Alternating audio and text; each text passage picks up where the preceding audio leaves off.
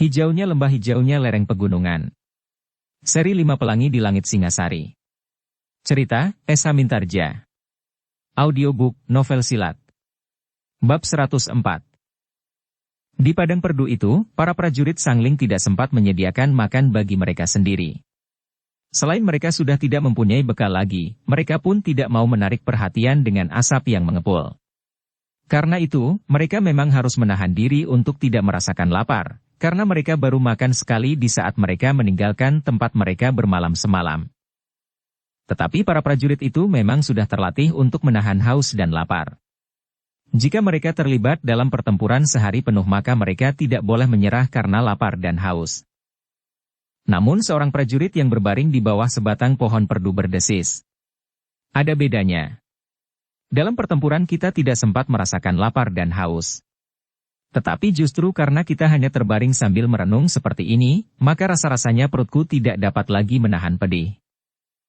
Jika demikian, coba saja membuat perkara dengan seseorang.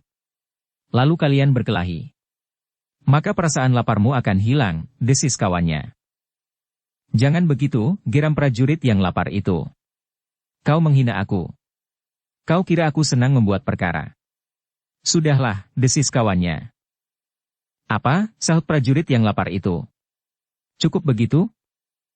Sudahlah. Dan kau dapat menghinaku sesukamu. Lalu bagaimana, bertanya kawannya. Minta maaf kepadaku. Aku akan mencoba melupakannya, berkata prajurit yang lapar itu. Jangan aneh-aneh, sahut kawannya. Tidur sajalah. Kau belum minta maaf, geram prajurit itu. Aku tidak akan minta maaf, jawab kawannya. Kalau begitu, maka kita selesaikan dengan cara lain, prajurit yang lapar itu bangkit berdiri. Kawannya mengerutkan keningnya. Namun tiba-tiba saja ia pun tertawa. Katanya, "Oh, jadi kau sedang membuat perkara itu ya? Sekedar untuk melupakan laparmu?" Anak setan, prajurit yang lapar itu mengumpat. Tetapi ia pun kemudian melangkah menjauhi kawannya yang masih saja tertawa itu sambil bergeremang. Orang gila. Tetapi suara tertawa kawannya itu masih didengarnya. Demikianlah maka para prajurit itu telah mengisi waktunya dengan berbagai cara. Ada yang berusaha untuk tidur di bawah bayangan pohon perdu, sementara langit bagaikan dibakar oleh terik matahari, sedangkan yang lain mengisi waktunya dengan bermain macanan atau berkelakar atau kegiatan-kegiatan kecil yang lain. Betapapun lambatnya, namun matahari pun semakin jauh bergeser ke barat. Perlahan-lahan matahari itu turun dan semakin mendekati punggung bukit. Para prajurit Sangling itu mulai bersiap-siap. Meskipun belum ada perintah, namun rasa-rasanya mereka memang sudah sangat lama menunggu. Ketika kemudian gelap mulai turun, maka pasukan itu pun telah bersiap untuk melanjutkan perjalanannya memasuki daerah Pakuan Sangling. Memang tidak banyak orang yang mengetahui ketika pasukan itu memasuki pintu gerbang Pakuan Sangling. Justru pada saat malam sudah menjadi semakin dalam. Pasukan itu sendiri berusaha agar tidak menimbulkan suara yang dapat menarik perhatian, sehingga membangunkan orang-orang Sangling yang sudah tertidur. Meskipun demikian, seandainya orang-orang itu terbangun, mereka tidak akan dapat melihat dengan jelas apa yang sedang lewat. Pasukan itu sengaja tidak membawa sebuah obor pun untuk menghindari agar pakaian mereka yang koyak tidak nampak oleh orang-orang yang kebetulan masih berada di jalan-jalan. Dengan demikian maka diam-diam pasukan Sangling itu memasuki Pakuan semakin dalam, sehingga pasukan itu pun telah mendekati istana Aku yang tidak lagi dihuni oleh Aku Sangling. Mereka pun kemudian telah berkumpul di alun-alun yang luas di depan istana. Ternyata rencana mereka berhasil dengan baik. Tidak banyak orang yang mengetahui bahwa pasukan Sangling telah datang dalam keadaan yang memprihatinkan itu. Di alun-alun itu masih diadakan beberapa kata penyambutan. Namun para pemimpin Sangling itu benar-benar menyadari keadaan sehingga mereka tidak berbicara berkepanjangan. Namun Senapati yang untuk sementara memimpin Sangling itu sempat berkata, "Saudara-saudaraku, Sangling ternyata minta maaf yang sebesar-besarnya, bahwa Sangling belum dapat menyediakan kelengkapan yang pantas untuk dibagikan sekarang. Mudah-mudahan dalam waktu yang dekat, Sangling akan dapat menyediakan pakaian keprajuritan yang lebih baik. Tetapi untuk sementara kalian akan dipersilahkan pulang dan berganti pakaian di rumah masing-masing."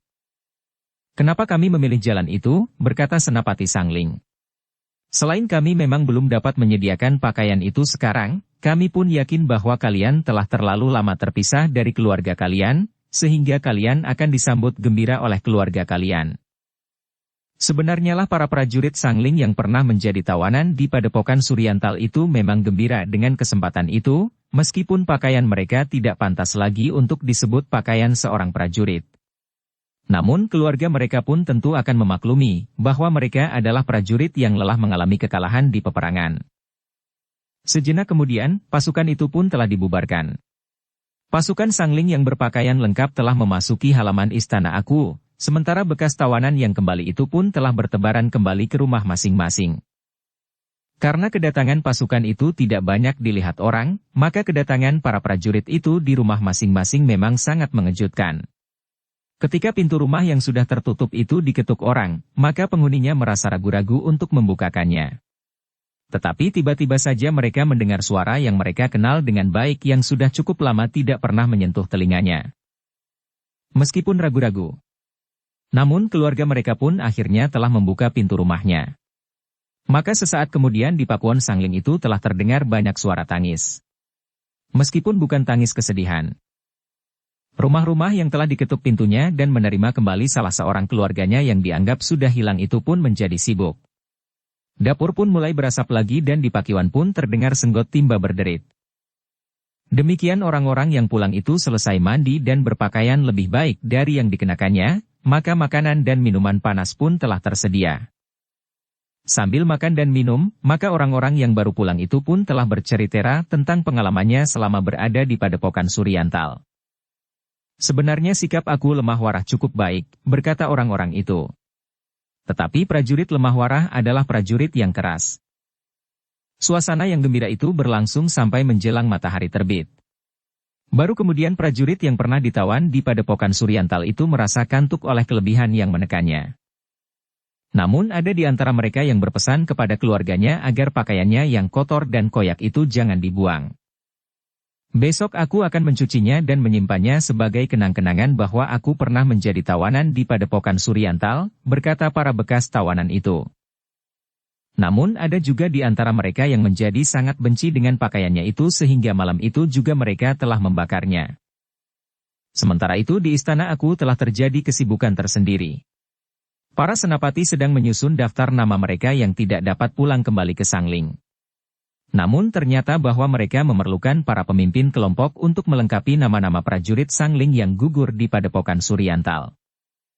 Tetapi para pemimpin itu menyadari bahwa mereka tidak pada tempatnya mendendam Aku Lemah Warah. Tetapi mereka memang harus menyalahkan diri sendiri. Sedangkan yang bertanggung jawab telah gugur pula di peperangan. Aku Sangling. Ketika matahari terbit, maka para prajurit yang sudah sempat berkunjung kepada keluarganya itu pun telah berkumpul lagi. Para pemimpin kelompok langsung dipanggil oleh senapati yang untuk sementara memimpin Sangling. Ia harus mengumpulkan nama-nama mereka yang menjadi korban dalam pertempuran-pertemuan yang terjadi di Padepokan Suryantal. Sebenarnya lah seperti yang diduga oleh para pemimpin Sangling. Ketika orang-orang Sangling mengetahui bahwa para prajurit sudah datang, maka mereka yang merasa mempunyai keluarga yang ikut serta dalam pasukan Sangling menuju ke Padepokan itu dan masih belum kembali, dengan gelisah telah datang ke istana Aku. Namun para prajurit telah menahan mereka untuk menunggu di luar. Senapati akan mengumumkan sesuatu yang penting kita ketahui bersama, berkata para prajurit. Sebenarnya lah, ketika sudah berkumpul banyak keluarga yang ingin mendapat penjelasan, maka senapati dari pasukan ketigalah yang berdiri di hadapan mereka dan memberikan penjelasan tentang perjalanan pasukan Sangling ke Padepokan Suryantal. Ia pula lah yang harus menyebut nama-nama dari mereka yang tidak dapat kembali lagi ke Sangling. Setiap senapati dari pasukan ketiga itu menyebutkan sebuah nama, maka terdengar tangis yang tertahan. Bahkan ada di antara mereka yang tiba-tiba saja tanpa dapat menahan diri telah menjerit dengan keras. Bahkan beberapa orang laki-laki yang anaknya termasuk di antara mereka yang tidak kembali telah berteriak. Hancurkan Lemah Warah! Ternyata teriakan itu telah disahut oleh beberapa orang lain yang juga telah kehilangan keluarganya. Semakin lama semakin keras. Bahkan orang-orang lain yang tidak kehilangan pun telah ikut pula berteriak nyaring. Hancurkan Lemah Warah! Senapati dari pasukan ketiga menjadi bingung. Seharusnya ia dapat mengendalikan perasaan semacam itu. Bahkan Sangling harus mengucapkan terima kasih kepada Aku Lemah Warah. Namun ia merasa tidak pada tempatnya jika ia dengan serta-merta menentang pendapat orang-orang yang marah dan kecewa itu. Sehingga karena itu maka senapati dari pasukan ketiga itu sama sekali tidak menanggapinya. Ketika ia sudah selesai dengan menyebut nama-nama mereka yang menjadi korban, maka senapati itu pun telah menyerahkan segala sesuatunya kepada senapati yang untuk sementara memimpin Sangling. Sebenarnya senapati itu juga merasa gelisah menghadapi sikap orang-orang Sangling. Jika ia membiarkannya, maka pengaruhnya akan kurang baik bagi hubungan antara Sangling dan Lemah Warah. Bahkan mungkin sekali lingkungan keprajuritan Sangling pun ada yang akan terpengaruh oleh sikap itu. Karena itu, maka senapati itu pun merasa perlu untuk memberikan penjelasan yang akan mempengaruhi jalan pikiran orang-orang Sangling yang marah itu. Tetapi ia harus menelusuri cara yang paling bijaksana. Karena itu, maka senapati itu pun telah mulai dengan persoalan yang timbul antara Sangling dan Lemah Warah. Persoalan itu bermula karena sikap seorang buyut di Sangling yang ternyata telah menghendaki sesuatu yang telah menjadi milik Padepokan Suryantal. Dengan susah payah orang-orang Padepokan Suryantal telah mengambil sebuah batu yang besar yang berwarna kehijau-hijauan. Usaha Ki Buyut itu tentu saja mendapat perlawanan dari orang-orang Suryantal. Adalah kebetulan bahwa pemimpin di Padepokan Suryantal adalah kemanakan Aku Lemah Warah. Senapati itu pun menceritakan pula bahwa buyut itu adalah buyut dari Bapang. Dan di Padepokan Suryantal, berkata para bekas tawanan itu. Sementara itu, berkata senapati itu. Aku Lemah Warah ternyata dapat mengenali pula buyut dari Bapang itu sebagai seorang penjahat yang telah melarikan diri dari Lemah Warah. Orang-orang Sangling ternyata mendengarkan cerita itu dengan sungguh-sungguh. Dengan hati-hati senapati itu meneruskan keterangannya. Adalah satu langkah yang keliru bahwa Sangling telah membela Ki Buyut di Bapang yang kemudian ternyata tertangkap oleh orang-orang Padepokan Suryantal. Sebelum pertentangan yang gawat antara Sangling dan Suryantal terjadi, Aku Lemah Warah pernah datang ke Sangling, tentunya kita ingat betul, untuk berbicara khusus tentang pokal Ki Buyut dari Bapang. Tetapi Aku Sangling tidak mau mendengarkannya. Akibatnya, pasukan Sangling telah terjerumus ke dalam keadaan yang sangat pahit.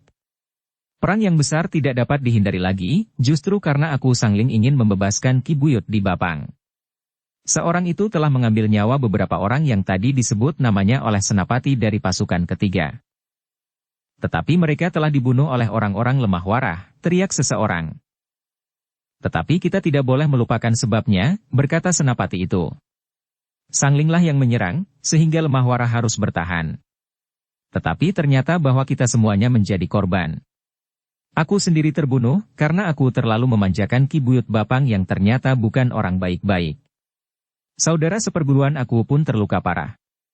Namun sekarang telah diambil oleh gurunya yang juga guru Aku Sangling. Ternyata guru Aku Sangling tidak berusaha untuk membalas sakit hati muridnya. Ia justru menyesali sikap Aku Sangling itu. Beberapa orang menjadi termangu-mangu. Namun seorang yang lain berteriak. Kenapa tiba-tiba kita berniat untuk berkhianat terhadap aku? Senapati yang untuk sementara memimpin Pakuan Sangling itu mengerutkan keningnya. Namun kemudian ia pun berkata. Marilah kita mencoba melihat kebenaran. Selama ini kita memang berusaha untuk menjadi rakyat Sangling yang setia. Kita telah melakukan segala perintah aku dengan baik. Tetapi ketika kami mengetahui siapakah sebenarnya Aku Sangling dan apa pula yang pernah dilakukannya, apakah kita harus menutup mata terhadap kenyataan itu? Kenyataan yang mana? Bertanya seseorang. Aku telah gugur untuk kita semua. Dan kita membiarkannya hilang bahkan juga namanya. Siapa yang gugur untuk kita? Bertanya senapati itu. Apakah aku memang gugur untuk kita? Tidak. Aku gugur untuk Ki Buyut Bapang. Sementara Ki Buyut Bapang adalah seorang yang dapat dianggap sebagai seorang penjahat. Aku tidak akan dapat mengatakan, kenapa aku demikian besar perhatiannya kepada Ki Buyut Bapang itu. Sementara Aku Lemah Warah sampai saat ini tidak mau melepaskan Buyut Bapang itu. Suasana jadi hening. Namun seorang yang kecewa berkata, jadi kau menuduh bahwa gugurnya aku adalah sia-sia. Demikian juga kematian anakku juga sia-sia.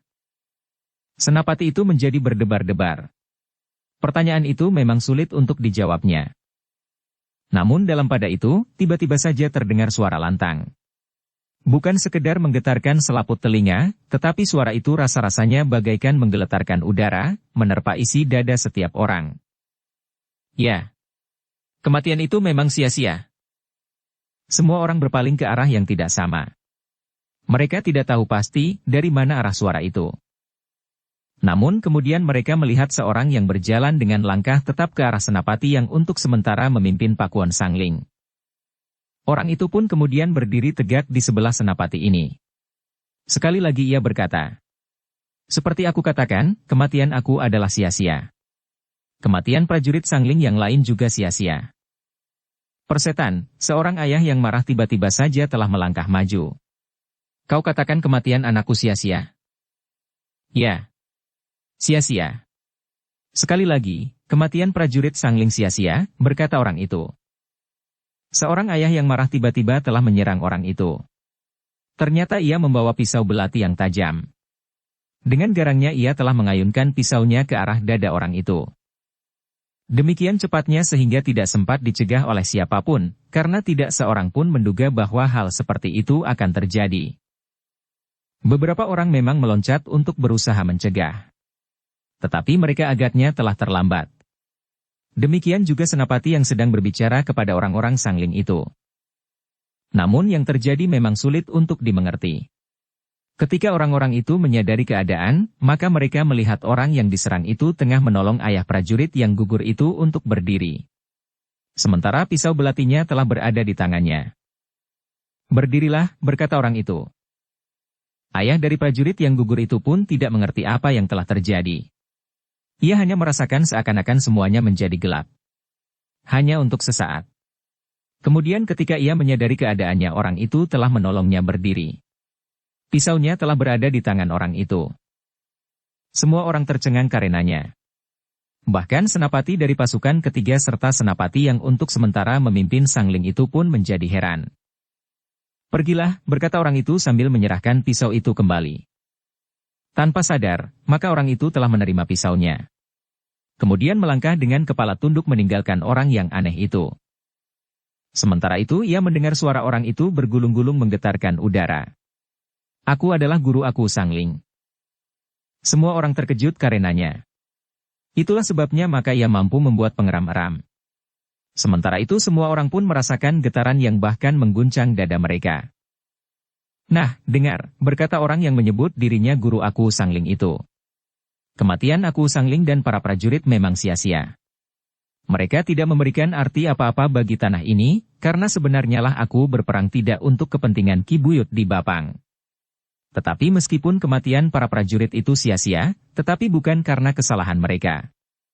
Tanggung jawabnya terletak di pundak aku.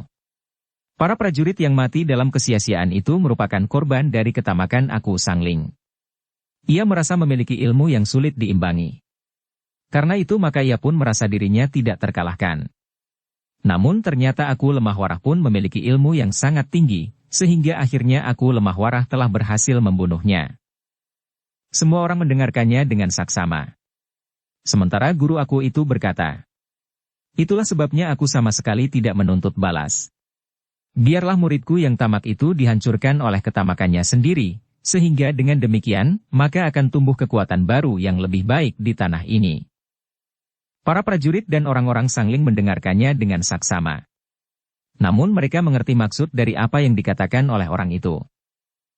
Karena itu, maka orang-orang yang semula menjadi marah karena sikap para prajurit terhadap aku Sangling, apalagi mereka telah terlanjur mengorbankan salah seorang keluarganya, menjadi mengerti persoalan yang sebenarnya.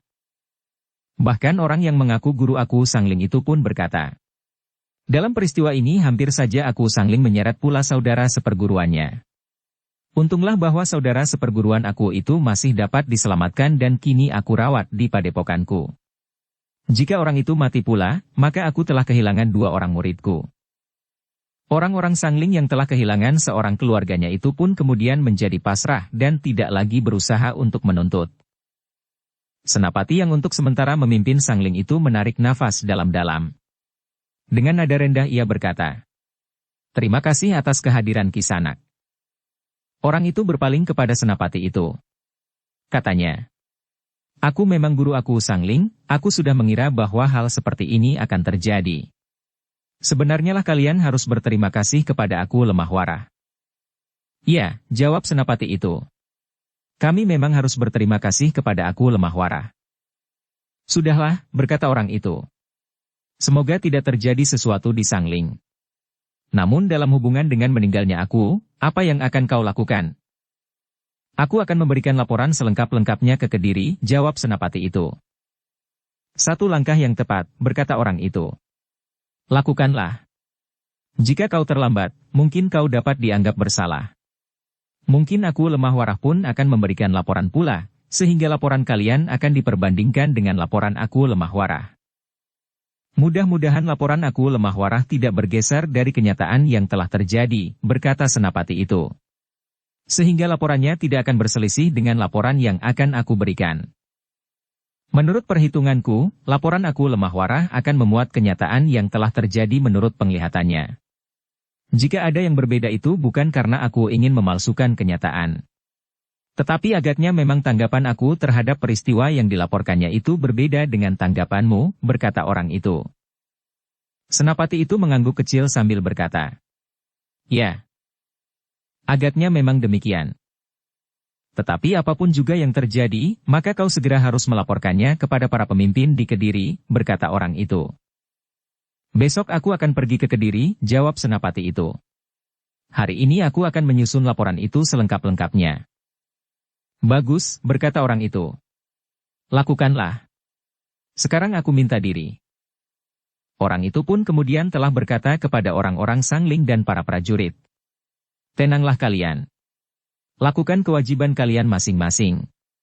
Kediri akan menentukan kebijaksanaan yang paling baik bagi Sangling. Orang itu pun kemudian melangkah meninggalkan tempat itu. Ia berjalan tanpa berpaling lagi, menyusuri jalan yang panjang di tengah-tengah kota Sangling. Di alun-alun senapati yang untuk sementara memimpin Sangling itu pun kemudian berkata kepada para prajurit Sangling. Kalian masih mendapat kesempatan untuk beristirahat. Bagi kalian akan disiapkan kelengkapan keprajuritan yang baru, karena apa yang ada pada kalian sekarang, terutama pakaian, adalah pakaian yang kalian ambil dari rumah kalian masing-masing. Mungkin masih ada juga ciri-ciri keprajuritan, tetapi ciri-ciri itu tidak lengkap lagi. Dalam waktu 2 pekan maka semuanya akan siap, dan kalian akan kembali ke barak-barak kalian. Demikianlah maka pertemuan itu pun kemudian telah dibubarkan. Para prajurit yang baru saja dibebaskan dari tawanan itu mendapat kesempatan untuk beristirahat. Namun demikian kepada mereka telah dipesankan, dalam keadaan yang penting, mereka akan dapat dipanggil setiap saat.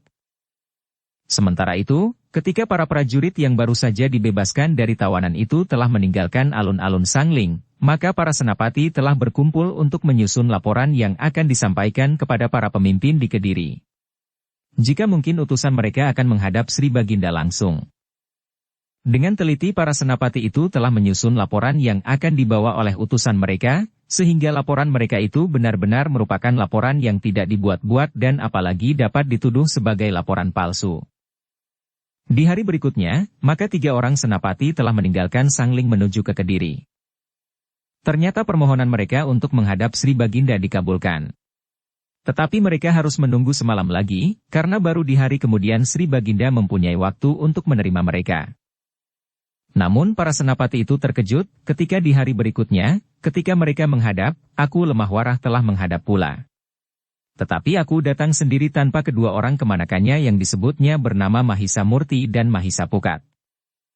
Aku lemah warah hanya menarik nafas saja ketika dilihatnya utusan dari Sangling itu pun telah datang. Namun bagaimanapun juga terbersit pertanyaan di hatinya. Apakah orang-orang Sangling akan memberikan laporan dengan jujur sebagaimana peristiwa itu terjadi? Sri Baginda yang duduk di atas singgasananya memandangi mereka yang menghadap. Di hadapannya duduk pula Pangeran Singa Narpada di samping beberapa orang pemimpin Kediri yang lain. Dengan nada rendah Sri Baginda pun kemudian memberitahukan bahwa pertemuan itu, terutama adalah untuk mendengarkan laporan dari 2 pihak yang baru saja terlibat dalam permusuhan. Agaknya aku lemah warah telah memberikan laporan lebih dahulu, berkata para senapati itu di dalam hatinya. Namun dalam pada itu, maka Sri Baginda telah memberikan kesempatan lebih dahulu kepada para utusan dari Sangling untuk memberikan laporannya. Dengan hati-hati Senapati yang untuk sementara memimpin Sangling itu pun telah bergeser setapak maju. Ialah yang kemudian memberikan laporan selengkapnya tentang peristiwa yang terjadi di Padepokan Suryantal. Senapati itu pun melaporkan sikap seorang yang mengaku guru dari Aku Sangling itu sendiri, di saat orang-orang Sangling yang telah kehilangan keluarganya di medan hampir saja marah dan tidak terbendung lagi.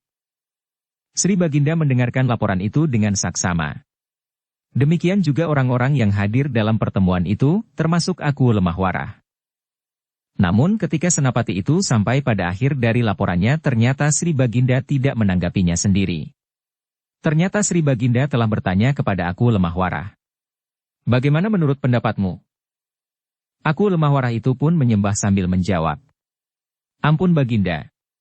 Menurut pengetahuan hamba serta pendengaran atas laporan itu, maka hamba menganggap bahwa Senapati itu telah memberikan laporan dengan jujur. Agaknya ia menanggapi peristiwa yang terjadi itu dengan sikap yang wajar, ia tidak semata-mata dipengaruhi oleh perasaannya, tetapi penalarannya telah menuntunnya untuk menyusun laporan yang sebenarnya. Sri Baginda termangu-mangu. Sejenak dipandanginya Senapati itu. Namun kemudian katanya kepada Senapati itu.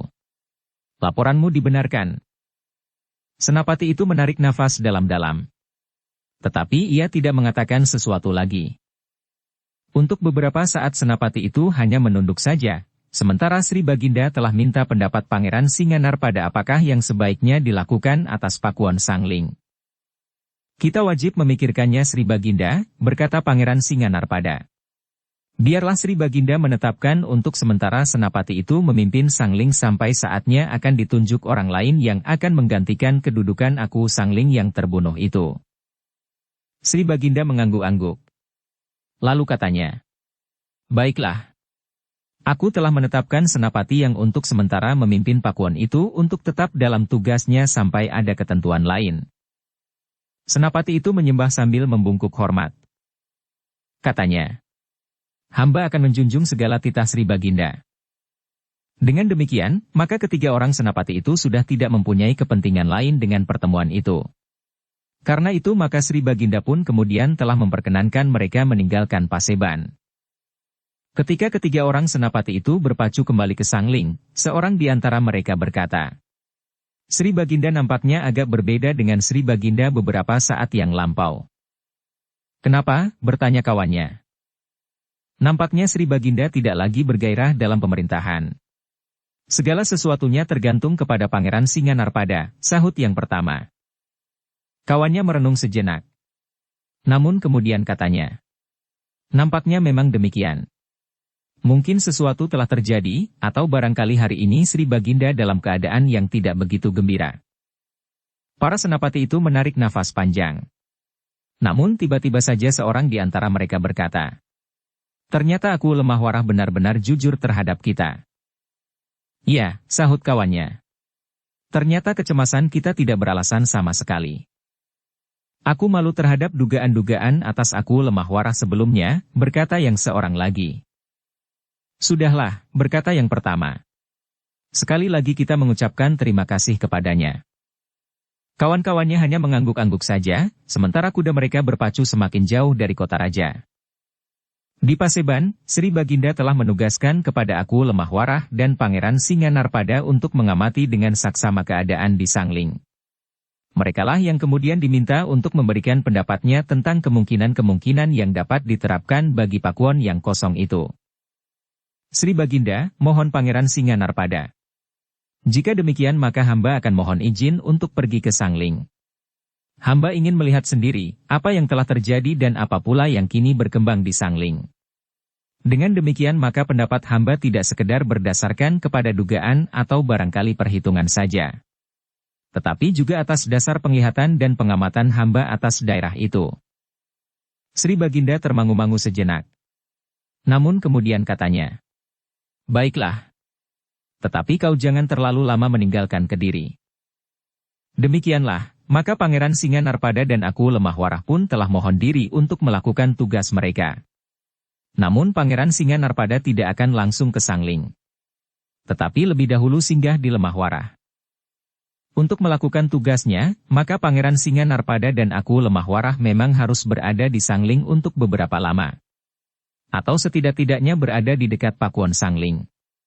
Karena itu, maka aku Lemah Warah memang harus meninggalkan Pakuannya lagi. Tetapi aku Lemah Warah telah mengajak Pangeran Singanarpada untuk singgah di Padepokan Suryantal. Di padepokan itu Pangeran Singanarpada telah bertemu lagi dengan Mahisa Murti dan Mahisa Pukat, yang telah beberapa lama tidak bertemu. Kami harus pergi ke Sangling, berkata Pangeran Singanarpada. Bersama aku Lemah Warah, bertanya Mahisa Murti. Ya. Mengemban perintah Sri Baginda, jawab Pangeran Singanarpada. Tetapi kami tidak akan lama berada di Sangling, berkata aku Lemah Warah. Kami hanya akan mempelajari keadaan. Kemudian kami harus mengusulkan kepada Sri Baginda, apa yang sebaiknya dilakukan untuk kepentingan Sangling. Mahisa Murti dan Mahisa Pukat mengerti maksudnya. Karena itu keduanya mengangguk-angguk. Bahkan hampir di luar sadarnya Mahisa Pukat berdesis. Untuk mencari pengganti aku? Antara lain, desis aku Lemah Warah. Namun kami sadari, bahwa tugas itu termasuk tugas yang sulit meskipun kita tinggal menentukan pilihan. Mahisa Murti dan Mahisa Pukat pun telah mempersilahkan Pangeran Singanarpada tinggal beberapa lama di padepokan itu. Barangkali tugas itu dapat dilakukan dari Padepokan Suryantal. Mungkin kita akan dapat melihat lebih jelas dari tempat yang dipisahkan oleh jarak daripada kita harus berada di tempat itu, berkata Mahisa Murti. Kau benar Mahisa Murti, berkata aku Lemah Warah. Tetapi untuk beberapa saat, meskipun tidak lama, kami memang harus berada di Pakuan Sangling untuk berbicara dengan beberapa orang di sana. Kami memang memerlukan bahan-bahan yang cukup. Jika aku Sangling mempunyai anak, maka persoalannya akan berbeda. Ada calon yang langsung dapat ditunjuk meskipun memang mungkin terjadi, bahwa anak seorang aku tidak disetujui oleh Sri Baginda untuk menggantikan kedudukan ayahnya. Tetapi aku tidak mempunyai anak. Mahisa Murti dan Mahisa Pukat mengangguk-angguk. Agaknya keduanya memang harus pergi ke Sangling. Namun dengan demikian, kapan keduanya akan pergi untuk mencari seorang pemahat yang pandai untuk dapat membuat sebuah patung dari batu yang berwarna kehijauan itu? Aku Lemah Warah yang melihat sikap kedua orang anak muda itu tiba-tiba saja teringat janjinya, bahwa ia akan menunggu padepokan itu dan memberi kesempatan kepada kedua orang anak muda itu untuk pergi ke Singasari. Aku Lemah Warah seakan-akan dapat membaca isi hati kedua orang anak itu sehingga ia pun berkata, Mahisa Murti dan Mahisa Pukat. Tugasku tidak akan memakan waktu yang berkepanjangan. Aku akan segera dapat menepati janjiku. Apa janji aku? Bertanya Pangeran Singanarpada. Aku sudah menyatakan kesediaanku menunggui padepokan ini untuk waktu tertentu Pangeran, sementara keduanya pergi ke Singasari untuk mencari seorang pemahat yang bersedia memahat batu yang berwarna kehijauan itu. Pangeran Singanarpada mengangguk-angguk. Katanya, jadi kau memang sudah merencanakan untuk tinggal di sini dalam jangka waktu tertentu? Ya Pangeran, jawab aku Lemah Warah. Pangeran Singanarpada tersenyum. Katanya, benar kata aku Lemah Warah, kami tidak akan lama berada di Sangling. Mahisa Murti dan Mahisa Pukat tidak menjawab. Namun Pangeran Singanarpada pun kemudian ingin melihat batu itu dari dekat. Diantar oleh Mahisa Murti dan Mahisa Pukat maka Pangeran Singanarpada diiringi aku Lemah Warah telah melihat batu yang berwarna kehijauan yang berada di tengah-tengah padepokan Suryantal, dipagari dengan bambu yang rapat. Ketika mereka berdiri di batas pagar bambu itu, Pangeran Singanarpada dapat melihat beberapa ekor binatang yang berbisa berada di celah-celah retak bambu itu. Itulah sebabnya maka batu itu dianggap keramat, berkata aku Lemah Warah. Siapa yang menyentuh batu itu akan mati. Pangeran Singanarpada mengangguk-angguk. Apalagi ketika semakin lama seakan-akan binatang berbisa itu tumbuh semakin banyak. Apakah retak-retak batu itu tidak dalam? Bertanya Pangeran Singanarpada. Kami harap tidak, jawab Mahisa Murti dan Mahisa Pukat. Dengan demikian maka bagian dalam dari batu itu akan dapat dibuat sebuah patung yang cukup besar dari sepasang naga di satu sarang. Pangeran Singanarpada mengangguk-angguk. Lalu katanya, dalam waktu dekat, kau akan mendapatkan kesempatan itu. Mahisa Murti dan Mahisa Pukat mengangguk-angguk. Hampir tidak terdengar Mahisa Murti berdesis. Terima kasih aku serta Pangeran Singanarpada. Mudah-mudahan kami berhasil. Aku Lemah Warah tersenyum. Katanya. Kami akan pergi ke Sangling secepatnya, agar kami pun dapat kembali secepatnya pula. Semoga tugas aku serta pangeran dapat dilaksanakan dengan baik, sahut Mahisa Murti. Demikianlah, maka seperti yang direncanakan, aku Lemah Warah telah menyertai Pangeran Singanarpada untuk pergi ke Sangling. Mereka harus mampu melakukan sebagaimana diperintahkan oleh Sri Baginda di Kediri. Menemukan seseorang yang akan mampu memegang kendali pemerintahan di Sangling. Sementara itu, Mahisa Murti dan Mahisa Pukat telah diserahi pimpinan untuk sementara di Padepokan Suryantal. Termasuk para prajurit Lemah Warah yang masih berada di Padepokan itu. Pasukan yang kuat dari Lemah Warah memang masih tetap berada di Padepokan itu sejak mereka datang untuk membantu orang-orang Padepokan itu menahan serangan orang-orang Sangling. Pasukan itu akan tetap berada di Padepokan itu sambil menunggu tugas aku Lemah Warah dan Pangeran Singanarpada selesai. Namun ternyata memilih seorang di antara banyak orang calon bukan merupakan pekerjaan yang mudah. Karena itu maka Pangeran Singanarpada dan aku Lemah Warah tidak segera kembali ke Suryantal. Tetapi agaknya memang tidak ada pekerjaan yang tidak teratasi jika dilakukan dengan tekun dan tidak mengenal putus asa. Ternyata akhirnya aku Lemah Warah dan Pangeran Singanarpada menemukan juga seorang yang pantas untuk ditunjuk menjadi aku Sangling. Meskipun melalui pembicaraan-pembicaraan yang panjang, serta memberi dan menerima, bahkan kadang-kadang harus bertegang dengan beberapa orang senapati dari Sangling yang merasa menjadi tulang punggung kekuatan Pakuan itu, maka akhirnya mereka sepakat untuk menunjuk seorang yang sama sekali justru berasal dari luar Sangling untuk menghindarkan perasaan iri dan saling berebut di antara orang dalam. Tetapi kami orang-orang Sangling harus yakin akan kemampuannya, berkata senapati dari pasukan ketiga. Jika kemampuannya tidak melampaui kemampuan kami, maka tidak pantas ia memimpin kami, berkata senapati tertinggi di Sangling. Kita akan membuktikannya kelak, berkata Pangeran Singanarpada, namun sekali lagi aku katakan, aku belum tahu sikap orang yang berkepentingan. Apakah ia bersedia atau tidak, ia sekarang adalah senapati besar di Singasari. Jadi bagaimana sebaiknya menurut Pangeran, bertanya senapati Sangling itu. Kami akan menghubunginya dan minta agar orang itu bersedia datang ke Sangling. Ia harus disetujui pula oleh Sri Baginda di Kediri dan senapati tertinggi di Singasari, seandainya orang itu bersedia.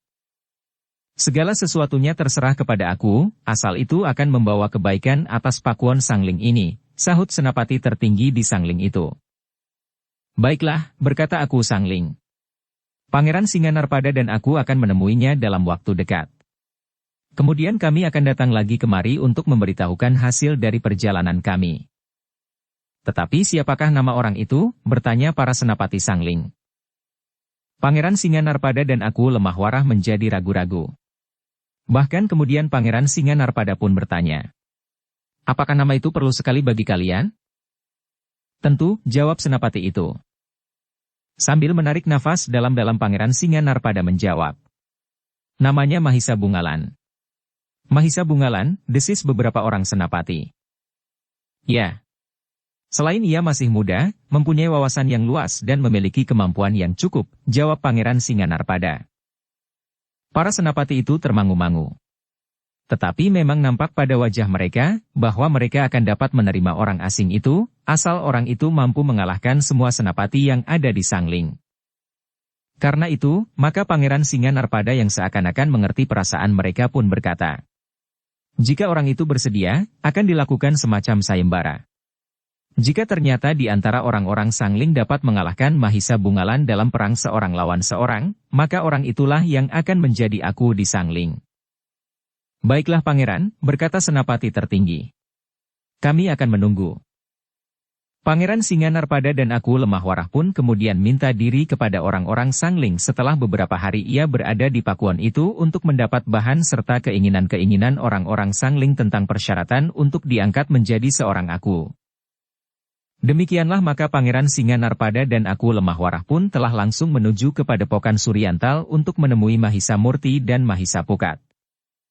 Kau sajalah yang menyampaikannya kepada kedua orang adik Mahisa Bungalan itu, berkata Pangeran Singanarpada kepada aku Lemah Warah. Aku memang akrab dengan anak-anak itu. Tetapi dalam hal ini apakah tidak sebaiknya Pangeran saja yang mengatakannya, bertanya aku Lemah Warah. Akhirnya Pangeran Singanarpada menjawab. Sama saja. Siapapun yang akan menyampaikannya. Yang penting anak-anak itu mengerti dan menyampaikannya kepada kakaknya dalam waktu dekat sekaligus dengan rencananya untuk dapat berhubungan dengan seorang pemahat yang baik. Ternyata Pangeran Singanarpada ingin menitipkan pesan tentang rencana Kediri untuk mengusulkan Mahisa Bungalan menjadi aku di Sangling. Sementara Mahisa Murti dan Mahisa Pukat berusaha untuk membicarakan kemungkinan pembuatan patung dari batunya yang berwarna kehijauan. Beberapa saat kemudian, maka Pangeran Singanarpada dan Aku Lemah Warah telah berada di Padepokan Suryantal. Sebagaimana mereka rencanakan, maka mereka pun telah berbicara dengan Mahisa Murti dan Mahisa Pukat. Kepada kedua orang anak muda itu Aku Lemah Warah bertanya, apakah kau masih berniat untuk mencari seorang pematung? Ya aku, jawab Mahisa Murti. Kami ingin pergi ke Singasari untuk menemui seorang pemahat yang baik, tetapi juga yang bersedia bekerja di tempat yang terpencil dan sepi ini untuk waktu yang cukup lama. Aku Lemah Warah mengangguk-angguk. Katanya, baiklah. Jika demikian kau dapat pergi untuk waktu tertentu. Aku akan menunggu padepokan ini. Mahisa Murti dan Mahisa Pukat saling berpandangan sejenak. Namun sambil tersenyum Mahisa Murti bertanya, jadi benar aku akan memberi kesempatan kepada kami dalam waktu dekat ini? Ya. Aku tidak akan ke Lemah Warah lebih dahulu. Kau dapat berangkat kapan saja, berkata Aku Lemah Warah.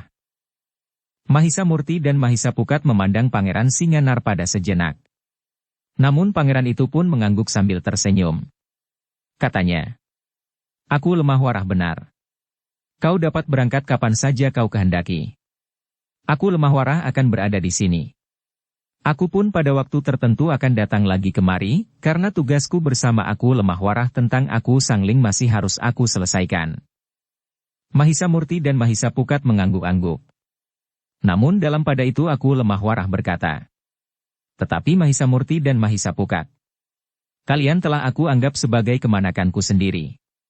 Karena itu, maka aku pun tidak segan-segan memberikan pesan dan bahkan pekerjaan kepada kalian. Bukankah kalian bersedia membantu kami? Mahisa Murti dan Mahisa Pukat memandang Aku Lemah Warah dengan ragu-ragu.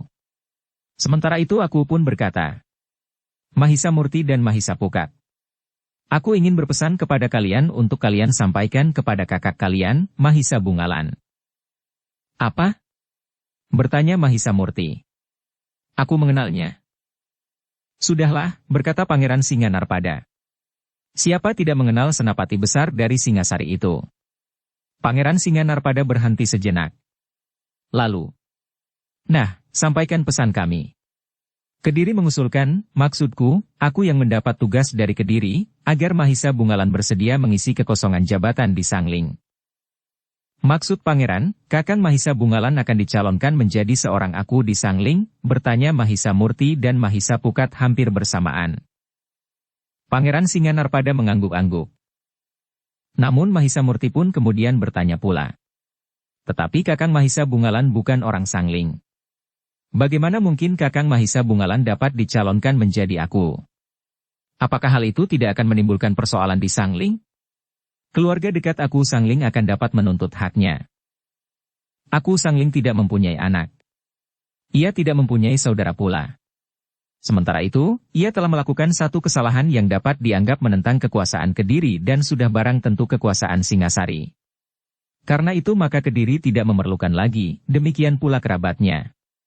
Sangling akan dipegang oleh garis keturunan baru yang mungkin akan menjadi lebih baik dari garis keturunan aku Sangling itu. Tetapi apakah Kakang Mahisa Bungalan akan bersedia? Bertanya Mahisa Murti. Karena itu, sampaikan pesan kami. Ia bersedia atau tidak bersedia, kami mengundangnya ke padepokan ini. Kami ingin berbicara sementara kau dapat bekerja dengan ahli pahat itu untuk membuat patung yang kau kehendaki, berkata Pangeran Singanarpada. Mahisa Murti dan Mahisa Pukat mengangguk-angguk. Namun kemudian Mahisa Pukat pun bertanya, kenapa Pangeran tidak mencari calon dari Sangling sendiri? Sangling telah kehilangan kekuatannya. Tidak seorang pun yang pantas untuk memegang jabatan itu ditilik dari segi kemampuan ilmunya. Karena itu seorang aku bukan saja pemimpin pemerintahan, tetapi juga seorang senapati perang, maka untuk itu harus dipilih orang yang tepat, berkata Pangeran Singanarpada. Tetapi bukankah aku mempunyai saudara seperguruan yang juga memiliki ilmu yang tinggi, bertanya Mahisapukat. Kami belum mengenalnya. Apakah ia mampu memimpin pemerintahan atau memimpin pasukan?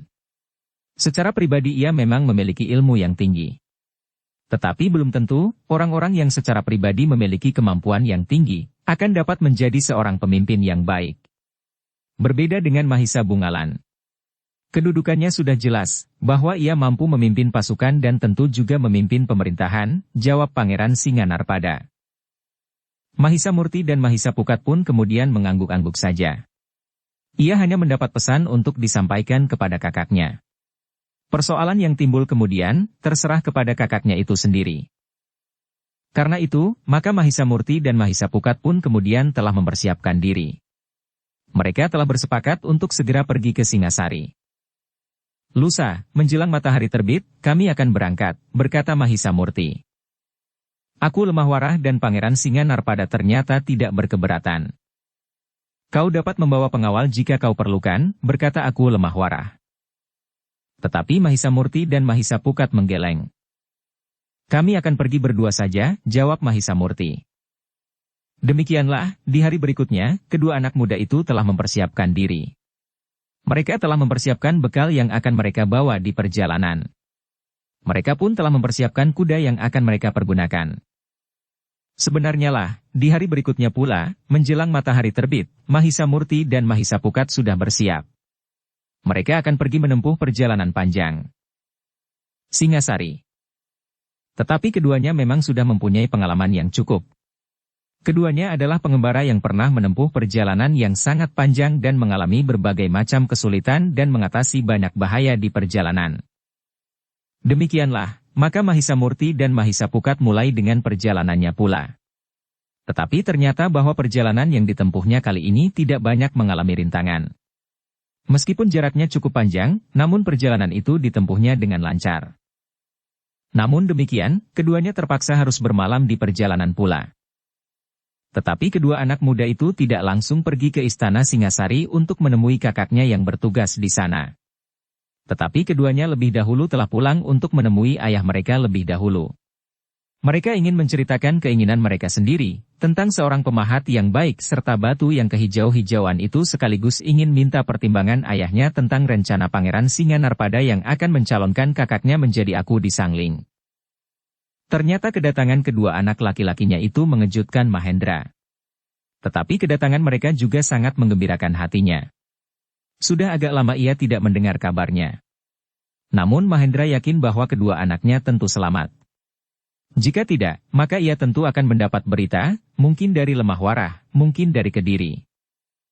Karena itu, maka disambutnya kedua anak dengan pernyataan syukur kepada Yang Maha Agung. Beristirahatlah, berkata Mahendra. Nanti sajalah kau bercerita tentang perjalananmu dan mungkin peristiwa-peristiwa yang menarik untuk kau ceritakan kepadaku. Mahisamurti dan Mahisapukat pun menurut. Setelah membersihkan diri dan berganti pakaian, maka keduanya pun telah beristirahat. Mereka sempat makan dan minum, serta kemudian duduk-duduk di serambi. Ayahnya memang memberikan kesempatan kepada keduanya untuk beristirahat. Apalagi nampaknya pada keduanya memang tidak ada sesuatu yang mendesak. Baru ketika mereka sempat duduk-duduk di ruang tengah di malam hari, setelah mereka makan dan minum minuman panas, ayahnya bertanya. Apakah kau mendapat pengalaman yang baru yang lebih menarik daripada yang pernah aku ketahui sebelumnya? Tidak ayah, jawab Mahisamurti. Tetapi meskipun demikian ada juga yang patut aku ceritakan. Apakah kau menganggap bahwa kau sudah cukup mendapat pengalaman dari pengembaraanmu, sehingga kau menganggap sudah waktunya untuk kembali, bertanya ayahnya. Mahisamurti menggeleng. Ia pun kemudian menceritakan keinginannya untuk mencari seorang pemahat yang bukan saja mampu memahat batu yang berwarna kehijauan itu, tetapi juga yang bersedia untuk tinggal di daerah terpencil, jauh dan sepi untuk waktu yang agak lama. Namun kemudian Mahisamurti itu pun berkata, tetapi ada persoalan lain yang lebih penting dari itu ayah. Tentang apa? Bertanya ayahnya. Sebetulnya persoalan yang aku sebut lebih penting itu justru persoalan yang datang kemudian. Karena sebelumnya aku memang sudah merencanakan pulang untuk menghubungi pemahat itu, berkata Mahisamurti. Apakah persoalan yang kau anggap lebih penting itu? Desak ayahnya. Mahisa Murti pun kemudian menceritakan pesan Pangeran Singanarpada dan Aku Lemah Warah, bahwa kakaknya Mahisa Bungalan telah dicalonkan menjadi seorang Aku di Sangling. Bersedia atau tidak bersedia Kakang Mahisa Bungalan telah diundang ke Padepokan Suryantal. Aku Lemah Warah dan Pangeran Singanarpada ingin berbicara dengan Kakang Mahisa Bungalan. Mereka mungkin akan memberikan beberapa penjelasan tentang pencalonannya itu, berkata Mahisa Murti. Tetapi kenapa yang dicalonkan adalah kakakmu? Bertanya Mahendra. Mahisa Murti pun kemudian telah menceritakan alasan-alasan yang dikemukakan oleh Pangeran Singanarpada dan Aku Lemah Warah, kenapa mereka telah mencalonkan Mahisa Bungalan. Mahendra menarik nafas dalam-dalam. Katanya, jadi seorang calon aku harus datang ke Padepokan Suryantal bersedia atau tidak bersedia. Kenapa Pangeran Singanarpada dan Aku Lemah Warah tidak datang kemari? Mahisa Murti dan Mahisa Pukat mulai berpikir. Jika Mahisa Bungalan memang akan dicalonkan menjadi aku, maka apakah tidak sebaiknya Pangeran Singanarpada dan Aku Lemah Warah datang untuk merundingkannya? Tetapi Mahisa Murti dan Mahisa Pukat pun kemudian teringat, bahwa Aku Lemah Warah memang ingin memberi kesempatan kepadanya untuk meninggalkan Padepokan dan kembali ke Singasari, sementara itu Aku Lemah Warah akan menunggui Padepokan itu. Karena itu, maka Mahisa Murti pun kemudian menjawab. Ayah, agaknya hal itu dilakukan untuk kepentinganku. Mahendra mengerutkan keningnya, sementara itu Mahisa Murti dan Mahisa Pukat pun kemudian menceritakan keinginan mereka untuk meninggalkan Padepokan itu, untuk menemui seorang pemahat yang bersedia bekerja di tempat terpencil. Agaknya Mahendra pun dapat mengerti. Tetapi katanya, aku harap kakakmu Mahisa Bungalan pun dapat mengerti pula. Apakah ayah bersedia mengantarkan kami menemui Kakang Mahisa Bungalan? Bertanya Mahisa Pukat. Baiklah. Aku akan mengantarkan kalian. Sementara itu, barangkali kakangmu Mahisa Bungalan juga mengenal seorang pemahat yang memiliki kemampuan yang tinggi dan bersedia bekerja bersama kalian di Padepokan itu, berkata Mahendra. Tetapi Mahendra tidak tergesa-gesa membawa kedua anaknya ke kota raja. Dibiarkannya anaknya beristirahat barang 1-2 hari di rumah, sebelum mereka menemui Mahisa Bungalan di Istana Singasari. Di rumahnya Mahisa Murti dan Mahisa Pukat dapat benar-benar beristirahat tanpa kegelisahan apapun. Mereka dapat tidur nyenyak sepanjang malam. Namun setelah 2 hari beristirahat di rumahnya, maka Mahendra pun telah mengajak kedua anaknya pergi ke Singasari untuk menemui kakak mereka, Mahisa Bungalan. Mahisa Bungalan pun merasa sangat bergembira telah bertemu dengan kedua adiknya yang telah melakukan pengembaraan yang lama dan berbahaya. Beberapa saat mereka saling mempertanyakan keselamatan masing-masing. Mereka pun kemudian bercerita tentang pengalaman yang pernah mereka sandang selama dalam pengembaraan. Sehingga akhirnya, Mahisa Murti dan Mahisa Pukat pun telah bercerita tentang Padepokan Suryantal, batu yang kehijau-hijauan. Aku memerlukan seorang pemahat yang pandai, berkata Mahisa Murti. Yang berkemampuan tinggi dan bersedia bekerja di tempat yang terpencil untuk waktu yang cukup lama, berkata Mahisa Pukat pula. Mahisa Bungalan mengangguk-angguk. Batu yang akan dijadikan patung sepasang ular naga dalam satu sarang itu batu yang cukup keras. Namun belum ia menanggapinya, maka Mahisa Murti sudah menyambungnya dengan persoalan yang bagi Mahisa Bungalan lebih penting. Yaitu pesan Aku Lemah Warah dan Pangeran Singanarpada. Mahisa Bungalan memang terkejut mendengar pesan itu. Sebelum ia menanyakan kenapa Pangeran Singanarpada atau Aku Lemah Warah tidak datang, Mahisa Murti sudah menjelaskan bahwa Aku Lemah Warah memang sedang menunggui Padepokan Suryantal atas permintaannya. Jika Kakang tidak berkeberatan, Kakang diminta untuk pergi ke Padepokan itu, berkata Mahisa Murti. Lalu, di Padepokan itu akan dapat dibicarakan tentang rencana Pangeran Singanarpada. Bahkan Pangeran Singanarpada berpesan, bersedia atau tidak, Kakang diminta datang. Untuk beberapa saat Mahisa Bungalan tidak menjawab. Ia nampak merenungi tawaran itu. Namun akhirnya ia berkata, aku akan berbicara dahulu dengan Aku Lemah Warah dan Pangeran Singanarpada. Apakah ada syarat-syarat tertentu atau mungkin jika aku bersedia aku tidak akan merampas hak orang lain? Karena itu aku ingin tahu lebih dahulu persoalan yang ada di Sangling itu sendiri. Mahisa Murti dan Mahisa Pukat hanya dapat mengangguk-angguk saja.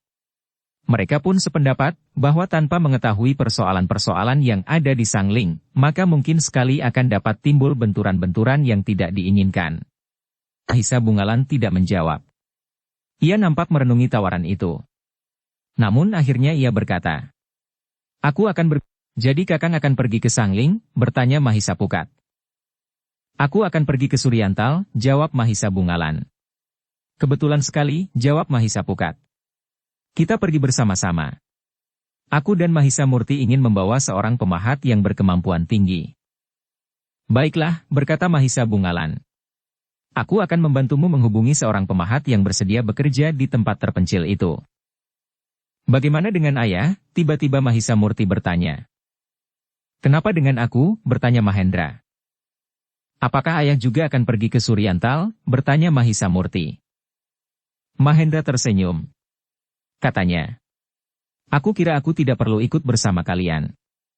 Biarlah Mahisa Bungalan menyelesaikan persoalannya lebih dahulu.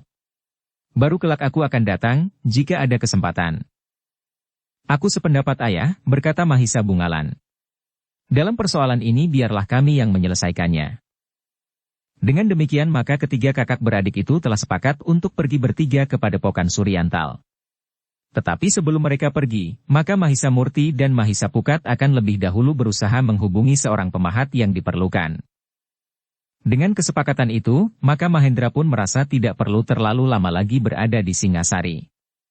Setelah memberikan beberapa pesan kepada anak-anaknya, maka Mahendra pun telah minta diri untuk kembali pulang. Jika akhirnya kau terima kedudukan itu Mahisa Bungalan, maka kau jangan lupa pada Sangkan Paraning Dumadi. Kedudukan itu tidak lebih daripada pakaian yang pada suatu saat dikenakan, namun pada saat lain harus dilepas kembali, pesan Mahendra. Mahisa Bungalan mengangguk kecil. Katanya, aku akan melihat dari beberapa sisi ayah. Jika aku harus mengorbankan kepentingan orang lain, maka aku tidak akan menerimanya. Bagiku kedudukan dan jabatan apapun dapat aku pergunakan sebagai jembatan pengabdian. Karena itu, apakah aku menerima pencalonan itu atau tidak bagiku tidak akan ada bedanya. Mahendra mengangguk-angguk. Katanya, baiklah. Hati-hatilah. Tentu kau akan menghadapi beberapa hambatan. Mungkin percobaan yang cukup berat. Karena itu, kau harus benar-benar mempersiapkan dirimu lahir dan batin. Mahisa Bungalan menarik nafas dalam-dalam, sementara ayahnya berkata, hubungi kedua pamanmu Mahisa Agni dan Witantra. Meskipun mereka sudah lebih tua dari aku, namun pengalaman mereka yang sangat luas akan dapat memberikan banyak petunjuk kepadamu. Demikianlah, maka Mahendra pun telah meninggalkan istana Singasari dengan meninggalkan Mahisa Murti dan Mahisa Pukat pada kakaknya. Mahisa Bungalan akan membantu mencari seorang pemahat yang pandai dan berkemampuan tinggi dalam ilmu yang diperlukan. Ternyata Mahisa Bungalan tidak terlalu mudah untuk menemukan orang yang dimaksudkan. Jika ia menemui seorang pemahat yang mulai tertarik akan pekerjaan itu, maka soal tempat dan waktu pada umumnya merupakan hambatan yang menentukan. Sulit bagiku untuk tinggal di tempat yang jauh dan untuk waktu yang lama. Bagaimana dengan anak dan istriku? Siapakah yang akan menjaga mereka sehari-hari di rumah tanpa aku? Jawab mereka. Mahisa Bungalan, Mahisa Murti dan Mahisa Pukat memang dapat mengerti. Seorang di antara mereka, bahkan tidak dapat melakukannya karena istrinya sedang mengandung tua. Kita cari seorang pemahat muda, berkata Mahisa Pukat. Sejak semula kita sudah mencarinya, jika kita menemukannya. Sahut Mahisa Bungalan. Mahisa Pukat hanya mengerutkan keningnya. Namun ia tidak menjawab. Betapapun sulitnya, tetapi karena ketiga orang bersaudara itu mencari dengan tekun dan tidak jemu-jemunya, maka akhirnya mereka menemukan seorang yang masih terhitung muda yang memiliki kemampuan yang memadai. Justru adalah kawan Mahisa Bungalan sendiri. Juga seorang prajurit. Kenapa kau tidak mempunyai tanda-tanda sebelumnya bahwa kau adalah seorang pemahat? Bertanya Mahisa Bungalan. Kau tidak pernah pergi ke pondokku, berkata prajurit itu. Jika sekali kau pernah datang ke rumahku, maka kau akan melihat bahwa aku adalah seorang pemahat. Sekarang aku akan datang ke rumahmu bersama dua orang adikku, berkata Mahisa Bungalan. Sebenarnya lah hari itu, Mahisa Bungalan dan kedua adiknya telah mengunjungi rumah seorang perwira bawahan Mahisa Bungalan. Mereka memang menyaksikan, di rumah itu banyak sekali patung-patung yang terbuat dari berbagai macam bahan. Batu, batu padas, bahkan juga kayu. Namun yang terbanyak adalah patung batu. Ada yang besar, ada yang kecil, dan satu di antaranya, yang diletakkan di muka rumahnya adalah sebuah patung dari batu yang cukup besar. Patung seorang ibu yang sedang bermain-main dengan dua orang anaknya. "Kau buat ini dari batu yang utuh?" bertanya Mahisa Bungalan. "Ya. Sebagaimana kau lihat," jawab perwira itu. "Dari mana kau dapatkan batu sebesar ini?" bertanya Mahisa Murti. "Di mana-mana banyak batu berserakan," jawab orang itu. "Batu adalah bahan yang paling mudah dicari. Bagaimana kau membawanya kemari?" "Dan kenapa aku tidak mengetahuinya?" bertanya Mahisa Bungalan. "Aku membawanya dengan sebuah pedati khusus. Aku jual 2 ekor kuda peninggalan ayahku dan 2 ekor kambing. Aku membuat pedati yang cukup kuat untuk membawanya kemari. Aku pahat batu itu di situ. Tetapi pada saat itu, aku belum berada di dalam kesatuanmu," berkata perwira itu. Mahisa Bungalan pun mengangguk-angguk. Namun ia pun kemudian bertanya, "Patung siapakah yang kau buat itu?" "Istri dan anak-anakmu." "Ah, mana mungkin," jawab perwira itu. "Aku tidak beristri. Tidak ada seorang perempuan yang mau menjadi istriku. Perempuan itu adalah ibuku yang mengasihiku dan adikku." "Adikmu?" bertanya Mahisa Bungalan. "Di mana adikmu sekarang?" "Ia juga menjadi seorang prajurit," jawab perwira itu. "Tetapi ia terlalu malas, sehingga pangkatnya tidak pernah dinaikkan." Mahisa Bungalan tertawa. Katanya, "Apa kau kira kau tidak terlalu malas? Jika kau pada satu saat naik pangkat itu hanya karena kebaikan hatiku saja. Apakah hal itu tidak kau sadari?" Perwira itu pun tertawa. Katanya, "Terima kasih Senapati. Mudah-mudahan kenaikan pangkatku dapat menjadi semakin cepat, karena senapatiku menjadi semakin berbaik hati kepadaku. Tetapi jangan kau anggap bahwa jika aku memerlukan pahatanmu itu dapat kau pergunakan untuk menyuapku," desis Mahisa Bungalan. Prajurit itu tertawa berkepanjangan.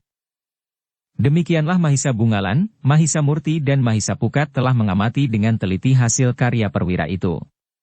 Menurut pendapat mereka, karya perwira itu cukup baik.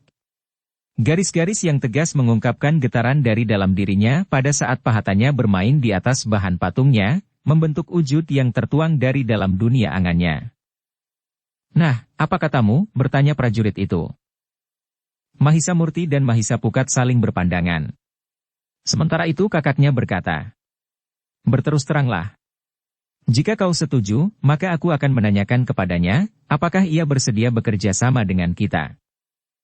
"Tetapi apakah ia akan dapat meninggalkan tugasnya?" bertanya Mahisa Murti. "Itu tergantung kepadaku," jawab Mahisa Bungalan. "Apa yang kalian bicarakan?" bertanya perwira itu. "Baiklah," desis Mahisa Murti tanpa menjawab pertanyaan itu. "Silahkan kakang menanyakannya." Mahisa Bungalan mengangguk-angguk. Namun kemudian katanya kepada perwira itu, "Kami menganggap bahwa kau telah berhasil dengan karyamu. Namun kemudian apakah kau dapat menerima sebuah tawaran untuk bekerja bersama kami atau tidak, itu terserah kepadamu." "Untuk apa?" bertanya orang itu. "Sudah beberapa orang pemahat yang kami hubungi.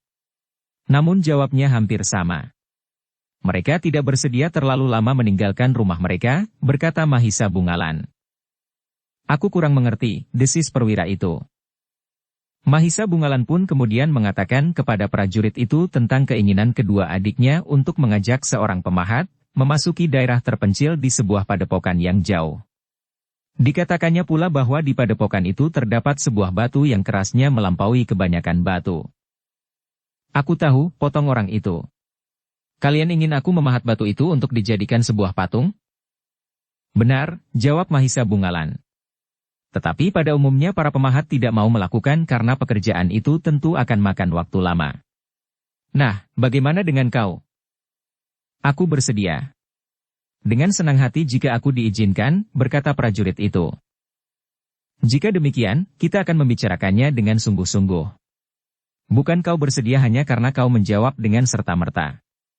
Tetapi masih ada kesempatan untuk merenunginya," berkata Mahisa Bungalan. "Tidak," jawab prajurit itu.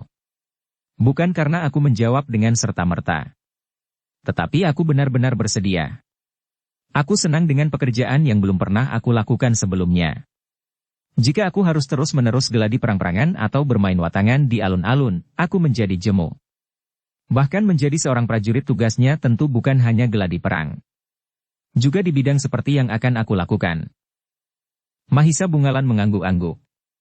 Namun akhirnya mereka pun duduk pula untuk berbicara lebih bersungguh-sungguh.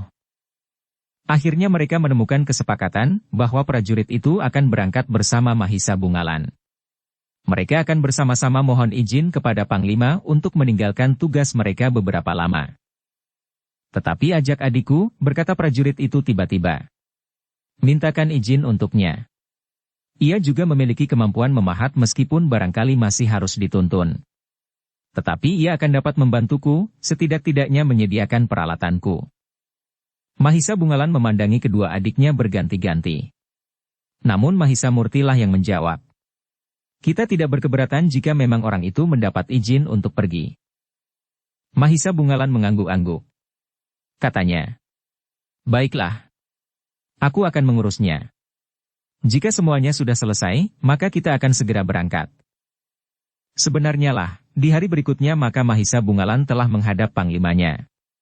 Ia minta izin bagi dirinya sendiri, bagi perwira bawahannya dan adiknya yang berada dalam kesatuan yang lain.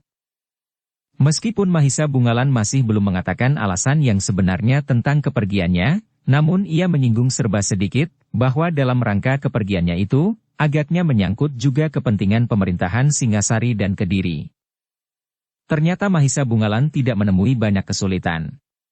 Sebagai seorang senapati besar yang penuh tanggung jawab, maka ia sepenuhnya dipercaya oleh panglimanya, bahwa ia tidak akan melakukan langkah-langkah yang bertentangan dengan martabatnya sebagai seorang prajurit dan menyimpang dari watak seorang kesatria Singasari.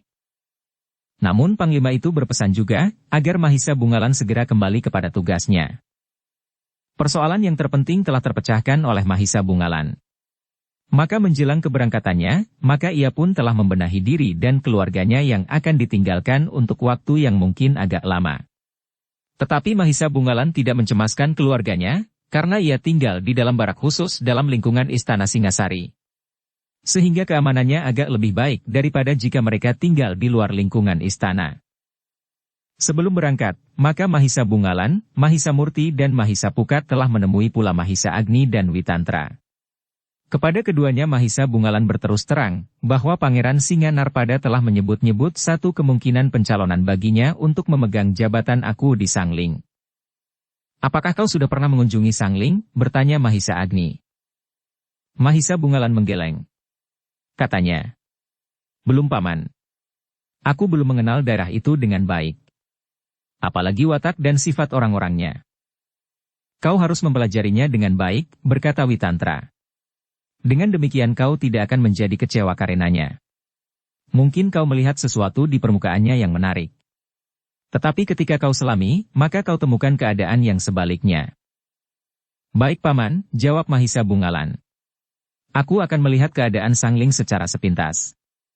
Jika aku mendapat kesempatan untuk mengenali watak rakyatnya, maka aku akan mendapat bahan yang sangat berarti bagiku untuk menentukan keputusan. Namun Mahisa Murti dan Mahisa Pukat telah bercerita pula tentang Ki Buyut Bapang, yang masih tetap berada di padepokan. Nampaknya Ki Buyut Bapanglah yang telah merusakkan wajah orang-orang Sangling termasuk aku, berkata Mahisa Murti. Atau keduanya memang memiliki jalan yang sama dan secara kebetulan dapat berjalan seiring, sahut Mahisa Bungalan. Mungkin juga seperti itu, desis Mahisa Pukat. Karena itu, berkata Mahisa Agni. Berhati-hatilah. Kau harus melihat wujud yang sebenarnya dari masyarakat Sangling. Bukan hanya sekilas. Aku akan berusaha paman, berkata Mahisa Bungalan. Namun karena itulah, maka timbul satu niat di hati Mahisa Bungalan untuk menempuh jalan yang berbeda dengan Mahisa Murti dan Mahisa Pukat. Katanya. Jika demikian, maka kita akan mengambil jalan kita masing-masing. Kalian semuanya langsung ke padepokan itu. Aku akan mengambil jalan lewat Pakuwon Sangling. Mahisa Murti dan Mahisa Pukat mengerutkan keningnya. Namun Witantra berkata, ada juga baiknya. Tetapi kau harus berhati-hati. Kau tidak boleh terjebak ke dalam satu keadaan yang akan dapat merugikan kedudukanmu sendiri kelak jika akhirnya pencalonan itu kau terima. Mahisa Bungalan mengerti maksud pamannya. Karena itu, maka sambil mengangguk ia berkata, "Ya paman. Aku akan berhati-hati." "Baiklah," berkata Mahisa Agni kemudian. "Lakukanlah semuanya dengan hati-hati, semoga Yang Maha Agung melindungi kalian." Dalam pada itu, Mahisa Bungalan yang berjalan kaki memang telah memasuki Pakuan Sangling. Dengan sengaja Mahisa Bungalan telah mengenakan pakaian orang kebanyakan, sehingga orang tidak akan mengenalinya sebagai seorang senapati besar dari Singasari. Dengan hati-hati Mahisa Bungalan mendengarkan pembicaraan orang di kedai-kedai atau di pasar-pasar atau di tempat-tempat yang ramai lainnya. Ternyata orang-orang Sangling memang sedang membicarakan kemungkinan terpilihnya seorang aku bagi mereka. Dalam pembicaraan dengan seorang pemilik kedai nasi, Mahisa Bungalan berkesimpulan bahwa orang-orang Sangling tidak lagi mengharapkan keluarga aku yang lama menggantikannya. "Kenapa?" bertanya Mahisa Bungalan. "Tidak ada lagi keluarga dekat aku," jawab orang itu. "Seandainya ada, maka nama aku telah tercemar. Nama itu harus dihapuskan sama sekali agar darah keturunan aku Sangling menjadi bersih kembali. Jika bukan darah keturunan aku, apakah tidak ada orang lain di Sangling yang akan dapat menggantikannya?" bertanya Mahisa Bungalan. Ternyata jawaban orang itu tidak pasti. Katanya, "Aku tidak tahu. Apakah di antara para senapati ada yang pantas dan mampu menggantikan kedudukan aku?" "Bagaimana menurut perasaanmu?" bertanya Mahisa Bungalan. "Tidak ada nama yang menonjol di Sangling. Mungkin justru karena banyak orang yang pantas menjadi aku," berkata pemilik kedai itu. Namun kemudian, "Tetapi aku dengar ada calon dari luar Pakuan Sangling." "Oh." Mahisa Bungalan berpura-pura heran. "Justru dari luar. Bagaimana kesan orang Sangling tentang pencalonan itu? Jika ia memang memiliki kelebihan, apa salahnya? Apalagi menurut pendengaranku, ia adalah seorang senapati besar dari Singasari," jawab pemilik kedai itu. Mahisa Bungalan hanya mengangguk-angguk saja. Ia tidak banyak lagi bertanya. Ketika ada orang lain datang membeli di kedai itu, dan kebetulan berbicara pula tentang calon aku mereka, maka pembicaraan mereka tidak jauh berbeda dengan pendapat pemilik warung itu. Demikian pula di tempat lain, maka menurut pengamatan Mahisa Bungalan, orang-orang Sangling tidak berpendirian, bahwa yang menggantikan aku Sangling harus orang Sangling. Sementara itu menurut pengamatan Mahisa Bungalan, orang-orang Sangling bukanlah orang-orang yang sukar didekati. Mereka agaknya terbuka untuk menerima perkembangan baru bagi kampung halamannya. Namun pada suatu saat Mahisa Bungalan telah memasuki lingkungan Kabuyutan Bapang. Mahisa Bungalan berusaha dengan sangat berhati-hati mendengar pendapat orang-orang Bapang tentang buyutnya yang masih belum kembali. Salahnya sendiri, berkata seseorang yang ditemuinya di dalam kedai pula. Jika ia tidak melakukan sesuatu yang ternyata melanggar paugeran, maka ia tidak akan mengalami nasib yang sangat buruk. Sementara orang lain lagi berkata, "Ki Buyut bukan orang Bapang. Hanya karena aku sajalah maka ia dapat menjadi seorang buyut di sini." Mahisa Bungalan mengangguk-angguk.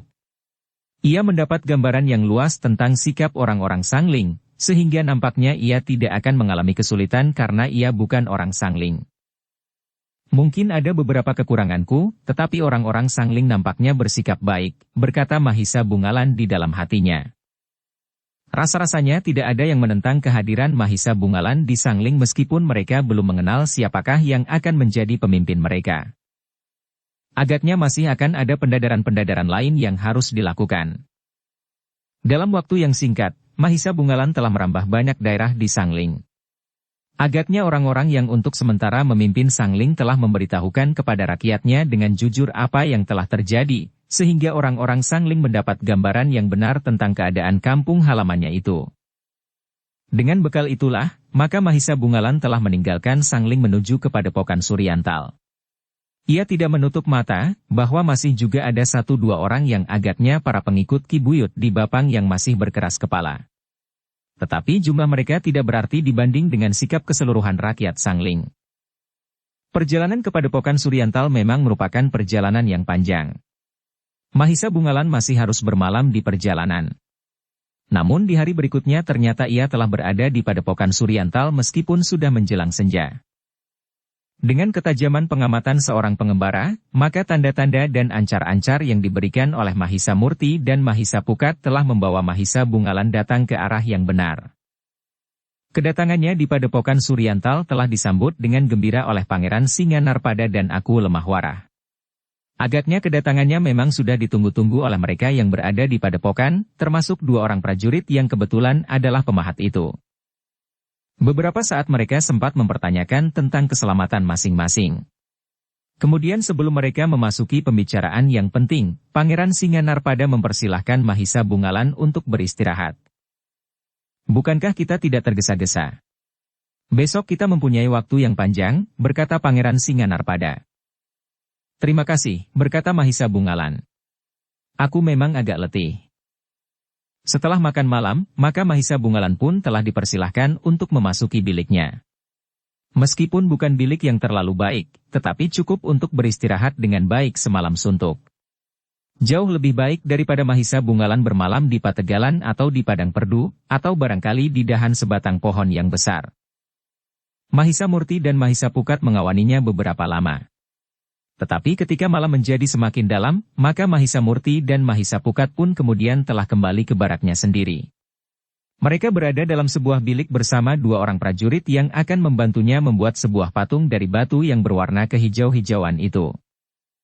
Pagi-pagi benar, seperti biasanya Mahisa Murti dan Mahisa Pukat pun telah terbangun.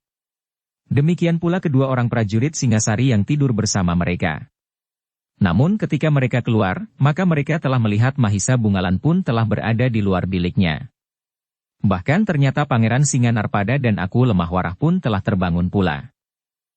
Dalam pada itu, kedua orang prajurit yang akan memahat batu yang berwarna kehijauan itu telah menemui Mahisa Bungalan. Dengan lantang perwira bawahannya itu pun bertanya, "Apakah Senapati pernah melihat batu itu?" Mahisa Bungalan mengerutkan keningnya. Sementara pemahat itu pun berkata, "Marilah. Kita akan melihatnya bersama-sama." Mahisa Bungalan mengikutinya. Mahisa Murti dan Mahisa Pukat telah pergi pula bersama mereka diikuti oleh adik pemahat itu pula. Sementara itu langit menjadi semakin terang. Matahari mulai melemparkan sinarnya yang kekuning-kuningan di sela-sela dedaunan. Mereka pun kemudian telah mengerumuni batu yang berwarna kehijauan itu, yang dipagari dengan anyaman bambu yang kuat. Namun prajurit yang akan memahat batu mulai meraba tengkuknya sambil berkata, "Nah, kau lihat. Berapa ribu, bahkan berapa ratus ribu jenis binatang berbisa yang ada di dalam batu itu. Bagaimana mungkin aku akan dapat memahatnya? Setiap sengatan dari satu saja binatang berbisa itu telah membuat aku tidak akan dapat meneruskannya untuk selama-lamanya." Mahisa Bungalan mengangguk-angguk. Ia pun melihat di sela-sela retak batu-batu itu, terdapat ratusan binatang berbisa dari berbagai jenis. Bahkan terdapat juga jenis ular-ular kecil namun mempunyai bisa yang sangat tajamnya. Di samping itu beberapa jenis kala, laba-laba biru dan hijau, binatang berkaki 1000 dan 100, kelabang dan masih banyak lagi jenisnya. Ketika Mahisa Bungalan memandang Mahisa Murti dan Mahisa Pukat, maka sebelum ia menanyakan sesuatu, Mahisa Murtilah yang berkata, "Aku akan membersihkan batu itu. Dengan ramuan yang akan dapat menawarkan bisa binatang-binatang itu, atau bahkan sekaligus membunuh binatang-binatang itu. Tetapi hal itu baru akan aku lakukan, jika pekerjaan itu benar-benar sudah akan dimulai. Karena dengan membunuh binatang-binatang itu, maka salah satu pengaman dan batu itu telah hilang." Mahisa Bungalan mengangguk-angguk. Katanya, "Jika demikian terserahlah kepadamu. Tetapi kau harus bertanggung jawab atas keselamatan pemahatnya kemudian. Jika masih ada 1-2 ekor binatang berbisa yang tertinggal, maka bahaya itu masih selalu mengintainya. Aku akan memohon kepada Aku Lemahwara yang ternyata seorang ahli di bidang racun dan bisa," berkata Mahisa Murti. Aku Lemahwara yang kemudian telah berada di dekat tempat itu pula bersama Pangeran Singanarpada hanya tersenyum saja. "Baiklah," berkata Mahisa Bungalan. "Kedua pemahat itu telah berada di sini. Semuanya terserah kepada kalian berdua." "Kami akan mengaturnya Kakang," sahut Mahisa Murti. Untuk beberapa saat mereka masih memperhatikan batu yang berwarna kehijau-hijauan itu. Batu yang ternyata dianggap bertuah karena seseorang yang menyentuhnya tidak akan dapat tetap hidup. Namun yang ternyata Mahisa Murti dan Mahisa Pukat telah berhasil memindahkannya ke Padepokan Suryantal. Hari itu, Mahisa Murti dan Mahisa Pukat mempunyai kesibukan sendiri. Keduanya telah membantu kedua pemahat itu untuk mempersiapkan peralatannya. Meskipun demikian, Mahisa Murti dan Mahisa Pukat masih belum membersihkan batu itu dari binatang-binatang berbisa. Sementara itu, ketika matahari menjadi semakin tinggi, serta setelah Pangeran Singanarpada, Aku Lemah Warah dan Mahisa Bungalan makan pagi, maka mereka pun sempat berbicara tentang Pakuan Sangling. Beberapa persoalan telah diajukan oleh Pangeran Singanarpada dan Aku Lemah Warah berdasarkan pada pembicaraannya dengan orang-orang serta para senapati Sangling, sementara Mahisa Bungalan telah berusaha mencocokkannya dengan pengamatannya secara langsung di daerah Pakuan Sangling. Dalam banyak hal keterangan-keterangan mereka sejalan, sehingga tidak banyak timbul pertentangan pendapat di antara mereka. Dalam pada itu, ternyata prajurit yang kebetulan juga pemahat itu benar-benar telah bersiap untuk melakukan pekerjaannya. Namun ia masih belum akan mulai dengan menyentuhkan pahatnya pada batu itu. Ia harus menemukan sesuatu yang akan dipahatkannya pada batu itu. Ia harus melihat wujud itu bukan di dalam angan-angannya. Baru kemudian ia dapat mulai dengan membentuk wujud itu sebagaimana diinginkan oleh Mahisa Murti dan Mahisa Pukat. Malam nanti aku akan melakukannya, berkata pemahat itu kepada adiknya. Apa? Bertanya adiknya. Aku harus melakukan samadhi, jawab kakaknya. Kau harus membantuku. Demikian pula Mahisa Murti dan Mahisa Pukat agar wujud yang dikehendaki itu dapat memuaskannya. Sementara itu pekerjaan yang akan aku lakukan pun akan dapat selesai dengan selamat. Adiknya mengangguk-angguk. Katanya. Baiklah. Aku akan mencoba. Tetapi sejauh dapat aku lakukan. Kakaknya tersenyum. Katanya. Kau boleh duduk saja sambil menghadapi makanan dan minuman hangat. Asal kau tidak tidur. Demikianlah, maka semua persiapan sudah dilakukan. Semua peralatan sudah disediakan. Mereka hanya menunggu satu malam lagi untuk membulatkan semua rencana yang telah dipersiapkan itu. Pemahat itu harus menemukannya lebih dahulu keutuhan yang dikehendakinya. Pada saat semua persiapan sudah dilakukan, maka Mahisa Murti dan Mahisa Pukat pun telah menemui Aku Lemah Warah. Keduanya mohon pertimbangan, apakah yang sebaiknya dilakukan atas binatang-binatang berbisa itu. Mahisa Murti dan Mahisa Pukat dapat membersihkannya tanpa merasa cemas karena tusukan bisa dan racun, meskipun pekerjaan itu tentu agak lama. Namun jika aku bersedia memberikan ramuan obat yang dapat membunuh binatang-binatang itu dan menawarkan bisanya, maka agaknya akan lebih cepat dapat diselesaikan. Baiklah, berkata aku.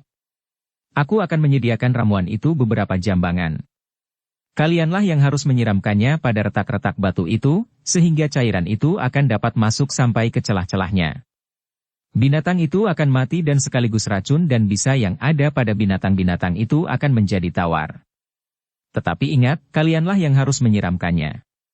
Jika ada 1-2 ekor binatang yang luput dari cairan itu, dan sempat menggigit, maka kalian telah tawar oleh racun bisa itu.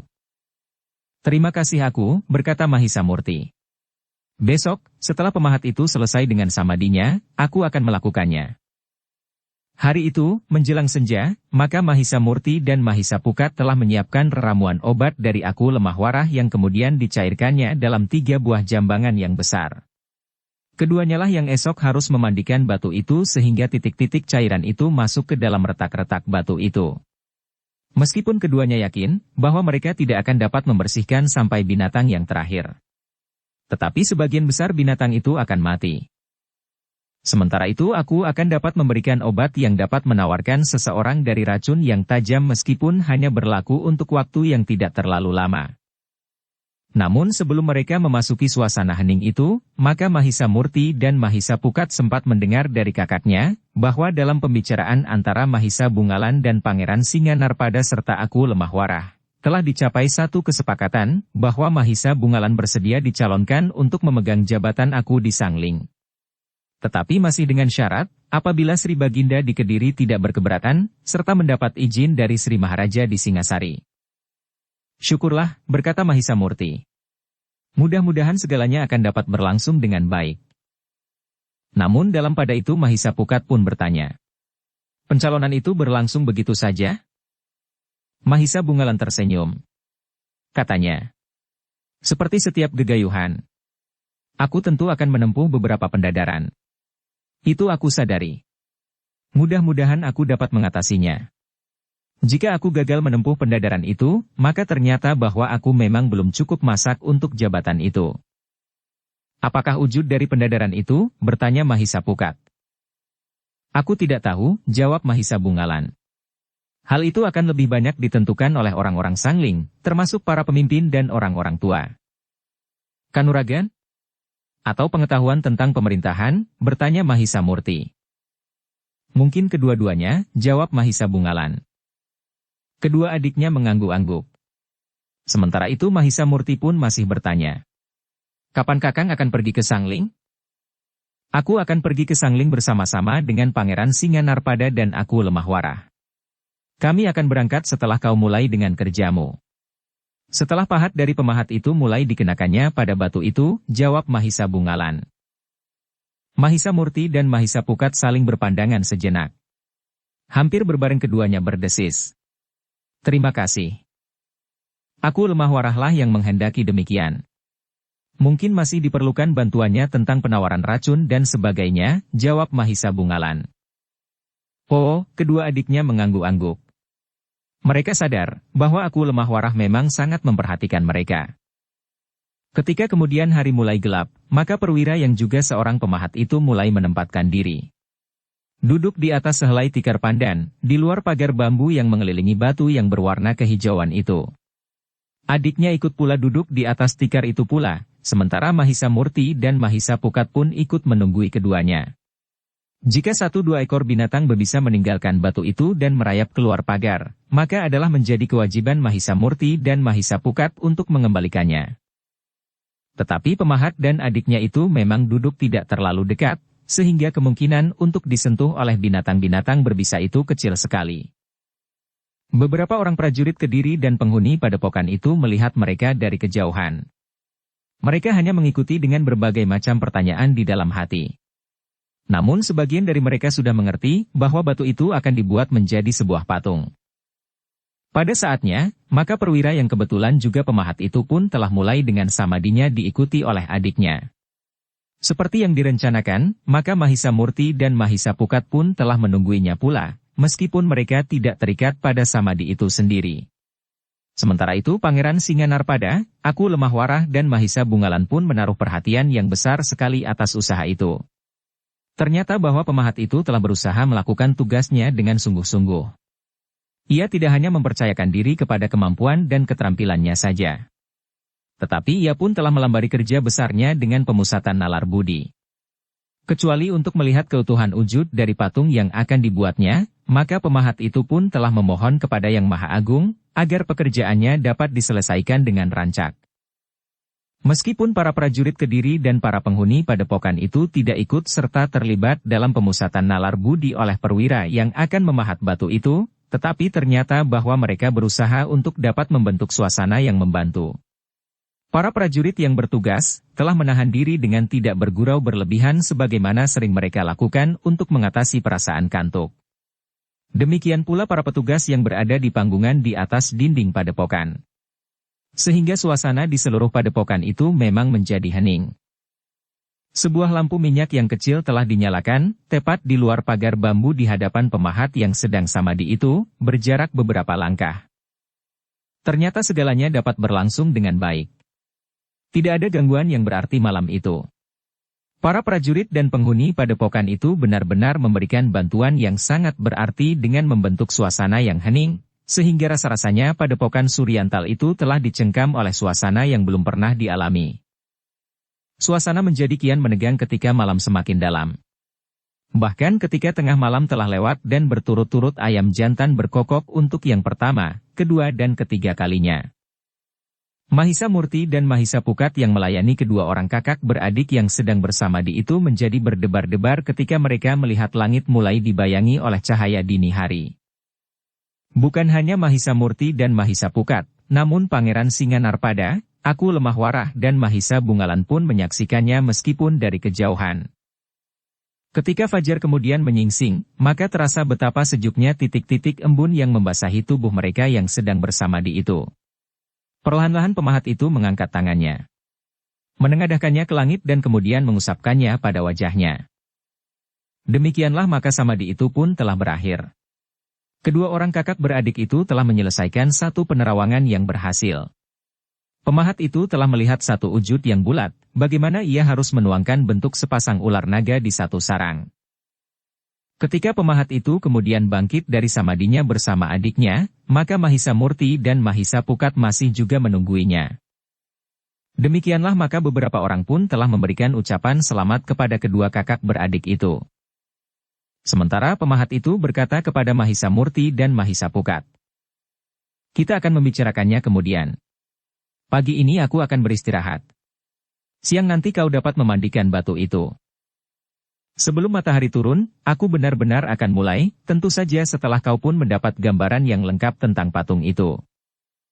"Baiklah," berkata Mahisa Murti dan Mahisa Pukat hampir bersamaan. Kedua kakak beradik itu pun kemudian telah dipersilahkan untuk beristirahat, setelah semalam suntuk bersamadi di dekat batu yang berwarna kehijauan itu untuk mendapatkan wujud yang dikehendaki serta memohon kepada Yang Maha Agung agar pekerjaan itu dapat diselesaikan dengan baik. Dalam pada itu Mahisa Murti dan Mahisa Pukatlah yang telah bersiap-siap untuk memandikan batu itu.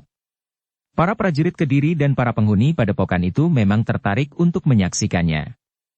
Mereka tahu bahwa di celah-celah retak itu terdapat banyak sekali binatang berbisa dari berbagai jenis. Namun dalam pada itu, Mahisa Murti dan Mahisa Pukat nampaknya agak menjadi ragu-ragu juga. Meskipun binatang-binatang itu dapat membunuh, tetapi untuk menumpas seluruhnya tanpa ampun rasa-rasanya jantungnya tergetar juga. Tetapi Aku Lemah Warah pun kemudian berkata, "Jika kau tidak memulainya, maka kau tidak akan dapat menyelesaikannya."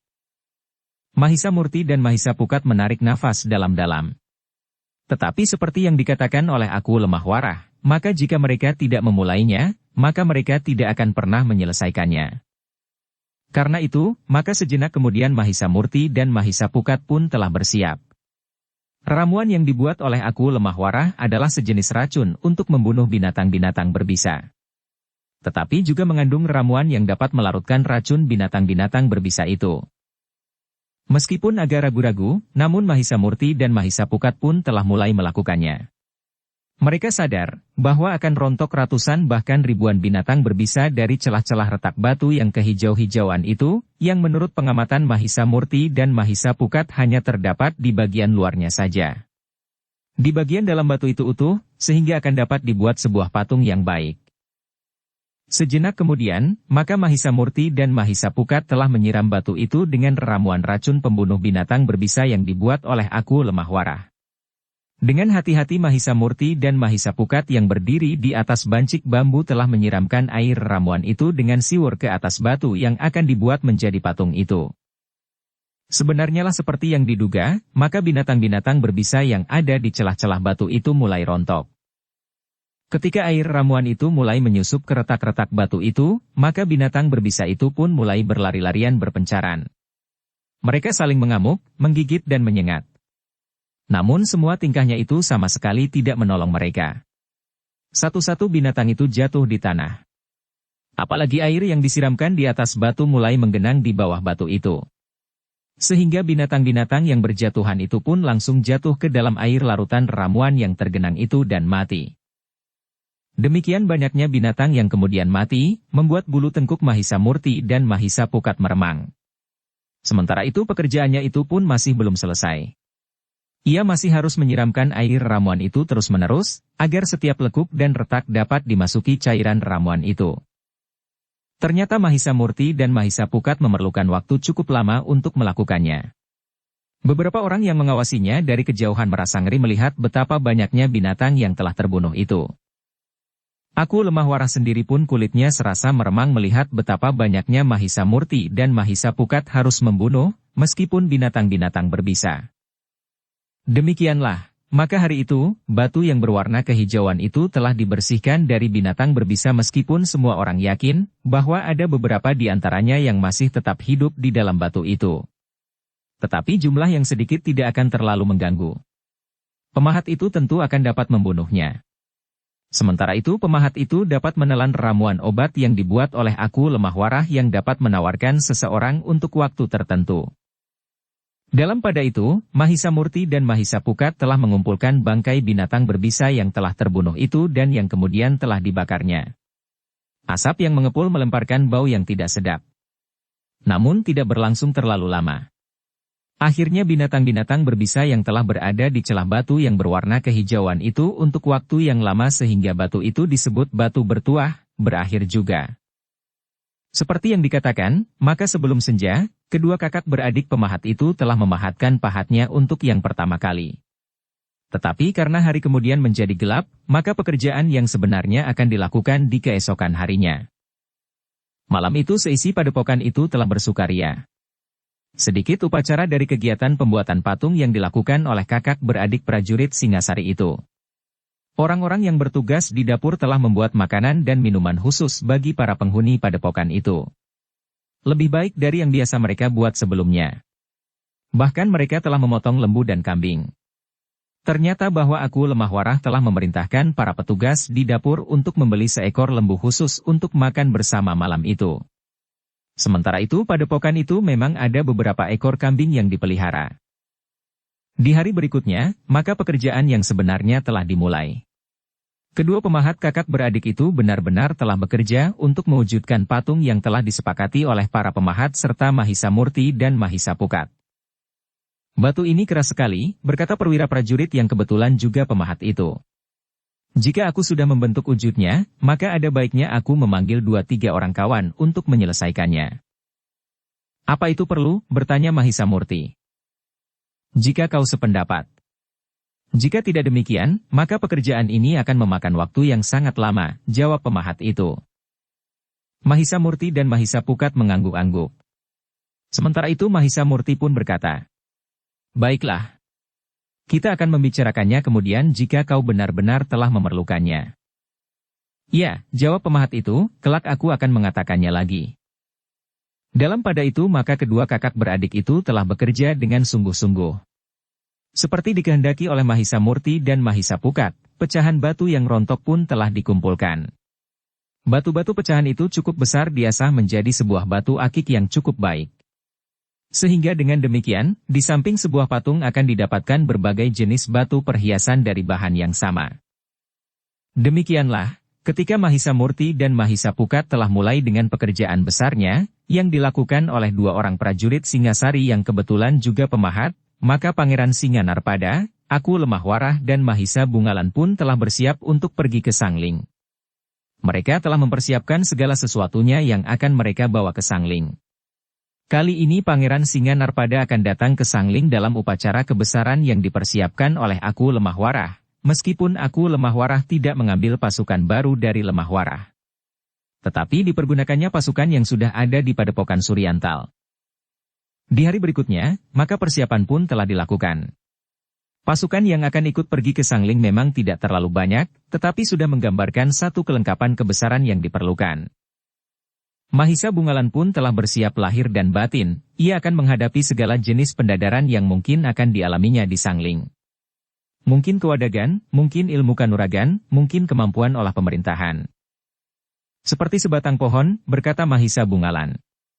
Tunasnya akan selalu tumbuh ke atas, mencapai tataran yang lebih tinggi sesuai dengan kemampuannya. Asal semua itu dilakukan dengan lambaran yang baik serta penyerahan tulus kepada Yang Maha Agung. Mahisa Murti dan Mahisa Pukat mengangguk-angguk. Dengan nada datar Mahisa Murti berkata, hati-hatilah Kakang. Aku akan berhati-hati, jawab Mahisa Bungalan. Mungkin akan kau hadapi persoalan-persoalan yang tidak pernah kau pikirkan sebelumnya, berkata Mahisa Pukat. Mahisa Bungalan tersenyum sambil menepuk bahu adiknya. Jawabnya, mudah-mudahan semua dapat berlangsung dengan baik. Tetapi aku tidak terpancang pada keharusan untuk menggapai jabatan itu. Seandainya ternyata aku masih belum cukup pantas untuk jabatan itu, maka aku akan menarik diri dengan senang hati. Aku tidak akan kecewa, apalagi sakit hati. Mahisa Pukat mengangguk-angguk. Namun bagaimanapun juga terasa jantungnya menjadi berdebar-debar ketika ia harus melepaskan Mahisa Bungalan itu pergi. Demikianlah, maka hampir seisi padepokan itu telah mengantarkan Mahisa Bungalan sampai ke Regol. Sepasukan yang tidak terlalu besar akan menyertainya, mengiringi sampai ke Sangling. Sejenak kemudian, maka iring-iringan itu pun telah berangkat meninggalkan padepokan Suryantal. Pangeran Singanarpada, Aku Lemah Warah dan Mahisa Bungalan diiringi pasukan berkuda dalam kelengkapan keprajuritan, menuju ke Sangling. Sebagaimana sebelumnya, maka perjalanan yang mereka tempuh itu pun merupakan perjalanan yang panjang. Tetapi karena mereka tidak terlalu banyak, maka perjalanan mereka justru terasa menjadi lebih cepat. Kedatangan mereka di Sangling diterima oleh para pemimpin yang ada di Sangling dengan kehormatan. Bagaimanapun juga yang datang adalah salah seorang calon Aku Sangling. Meskipun seandainya karena sesuatu hal pencalonan itu batal, namun kedatangannya sudah sepantasnya diterima dengan sebaik-baiknya. Di Sangling mereka telah ditempatkan di tempat yang paling pantas. Pangeran Singanarpada datang mewakili Kediri, sementara Aku Lemah Warah datang sebagai seorang aku, sementara seorang lagi adalah calon Aku Sangling sendiri. Para tamu itu mendapat waktu beristirahat secukupnya. Baru di hari berikutnya mereka mulai membicarakan tentang pencalonan Aku Sangling. Kisanak, berkata Pangeran Singanarpada. Aku sudah memohon Senopati Besar Mahisa Bungalan dari Singasari untuk menjadi seorang calon aku di Sangling sebagaimana sudah kita bicarakan. Ternyata bahwa Senopati Besar Mahisa Bungalan telah menyatakan kesediaannya untuk pencalonan itu. Nah, untuk selanjutnya terserah kepada para pemimpin di Sangling.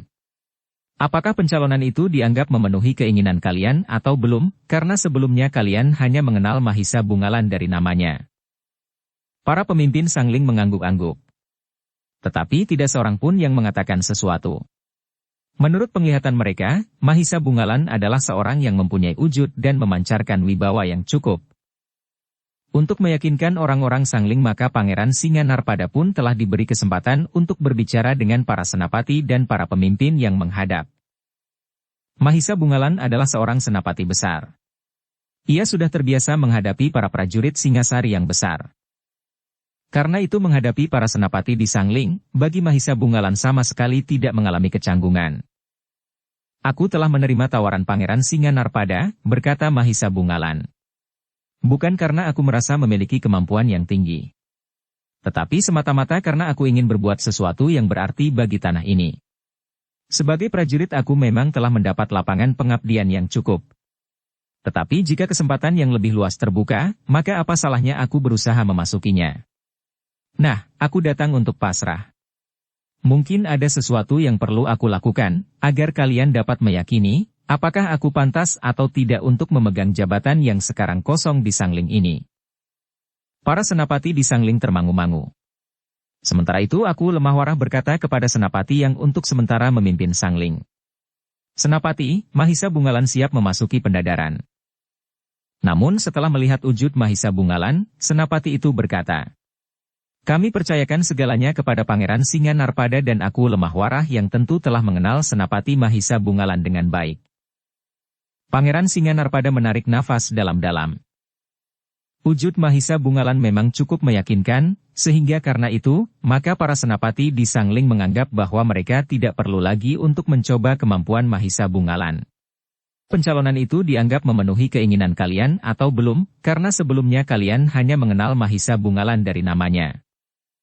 Karena itu maka Pangeran Singanarpada pun berkata, nah, segala sesuatunya terserah kepada kalian. Senapati Mahisa Bungalan tidak hanya akan menjadi aku sehari ini. Tetapi jika ia disetujui, maka ia akan memasuki satu tatanan urutan darah baru bagi pemimpin Sangling yang terputus saat ini karena sesuatu hal. Para senapati dan para pemimpin di Sangling tidak ada yang menjawab.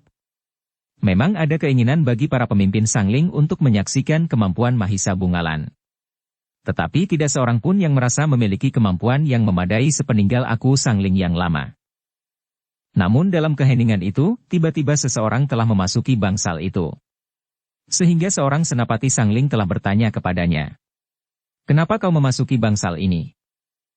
Seseorang ingin menghadap, apakah diperkenankan? Bertanya orang itu. Tunggu, desis senapati itu. Dalam pada itu, maka senapati itu pun kemudian beringsut sambil menghormat, memberikan isyarat untuk berbicara. Pangeran Singanarpada melihat senapati itu. Maka ia pun segera tanggap. Senapati itu telah berbicara dengan seorang pengawal yang memasuki bangsal itu. Karena itu maka katanya, "Silahkan. Mungkin ada sesuatu yang penting disampaikan oleh pengawal itu." "Ampun pangeran," berkata senapati itu. "Ada seseorang yang ingin menghadap." "Siapa?" bertanya Pangeran Singanarpada. Tunggalan sama sekali tidak mengalami kecanggungan. "Apakah pengawal itu diperkenankan menyampaikannya?" bertanya senapati itu pula. "Silahkan," jawab Pangeran Singanarpada. Senapati itu pun memberikan isyarat kepada pengawal itu untuk bergeser maju. Kemudian pengawal itu pun berkata kepada Pangeran Singanarpada, "Ampun pangeran, seseorang ingin menghadap. Apakah diperkenankan?" "Siapa?" bertanya Pangeran Singanarpada. Tunggalan sama sekali tidak mengalami kecanggungan. "Hamba kurang tahu pangeran," jawab orang itu. "Tetapi ada hubungannya dengan pencalonan aku Sangling." Pangeran Singanarpada mengangguk-angguk. Katanya, "Biarlah orang itu menghadap." "Terima kasih pangeran," sahut pengawal itu. Sejenak kemudian maka pengawal itu pun telah beringsut keluar. Hanya sebentar. Ia pun kemudian telah masuk lagi bersama seorang yang bertubuh tinggi kekar dan berwajah garang. Pangeran Singanarpada mengerutkan keningnya. Ketika orang itu kemudian sudah duduk di antara para pemimpin dari Sangling, maka Pangeran Singanarpada pun telah bertanya, "Kisanak. Siapakah Kisanak, dan ada persoalan apa dengan Kisanak, sehingga Kisanak memasuki pertemuan yang secara khusus sedang membicarakan pencalonan aku Sangling ini?" "Apakah aku berbicara dengan Pangeran Singanarpada?" bertanya orang itu. "Ya," jawab Pangeran Singanarpada sambil mengerutkan keningnya. "Aku adalah Pangeran Singanarpada." "Pangeran," berkata orang itu, "aku adalah Jayaraja. Saudara sepupu aku Sangling yang terbunuh oleh aku Lemahwara. Sebenarnya Kediri tidak berhak mencari calon pengganti aku Sangling, karena masih ada keluarga aku Sangling dari keturunan darah laki-laki. Karena itu, maka aku mohon pencalonan itu dibatalkan. Sebaiknya Kediri menelusur kembali aliran keturunan darah itu, sehingga akhirnya menetapkan salah seorang di antara mereka untuk menjadi aku di Sangling. Namun sebelumnya aku dapat memberitahukan, bahwa saudara dari aku Sangling dari keturunan darah laki-laki tinggal aku seorang diri. Karena itu, maka akhirnya jabatan aku Sangling itu akan jatuh ke tanganku." "Atas dasar paugeran apa maka kau dapat mengatakan demikian itu?" bertanya Pangeran Singanarpada. "Atas dasar paugeran yang berlaku turun-temurun. Aku adalah jabatan keturunan. Bukan jabatan pilihan," jawab yang menyebut dirinya Jayaraja itu. "Seandainya kau benar, bagaimana dengan kedudukan seorang aku yang telah menentang paugeran dan melanggar tugas yang seharusnya diembannya?" bertanya Pangeran Singanarpada. "Aku itu harus diganti oleh orang yang mempunyai darah keturunan lurus dan laki-laki. Seandainya aku itu mempunyai saudara laki-laki, maka tidak ada persoalan. Tetapi tanpa saudara laki-laki, maka sepupu laki-laki dari jalur keturunan darah yang sama, akan dapat menggantikannya pula," berkata orang itu. "Kisanak," berkata Pangeran Singanarpada. "Untuk mengangkat kedudukan seorang aku itu ada dasarnya yang tertulis di atas rontal di Kediri. Bukan hanya sekedar paugeran yang dapat diucapkan dari ingatan seperti itu. Di antaranya disebutkan, bahwa seorang aku akan kehilangan haknya, termasuk keturunannya dan saudaranya dalam garis keturunan sedarah laki-laki, apabila aku itu menentang kekuasaan Kediri. Nah, hal ini telah dilakukan oleh aku Sangling. Ia melawan aku Lemahwarah yang bertindak dan ternyata dibenarkan oleh Kediri. Kesimpulan itu ditentukan atas dasar selera pribadi," sahut orang itu.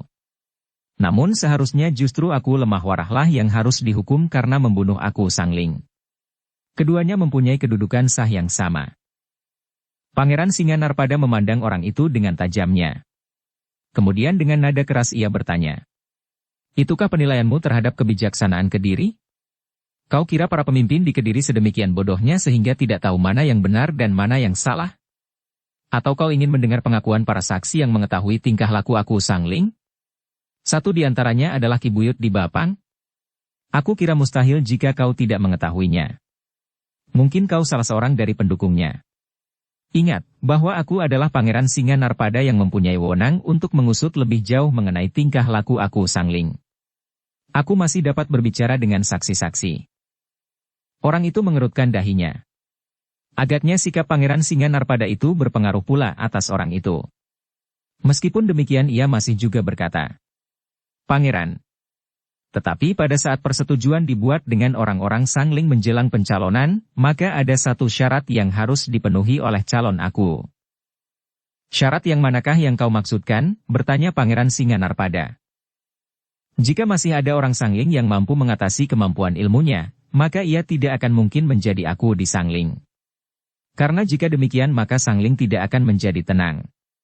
Justru keributan akan selalu terjadi karena aku yang memegang pemerintahan dan pimpinan keprajuritan tidak memiliki kemampuan yang cukup untuk mengatasinya," berkata orang yang bertubuh tinggi kekar itu.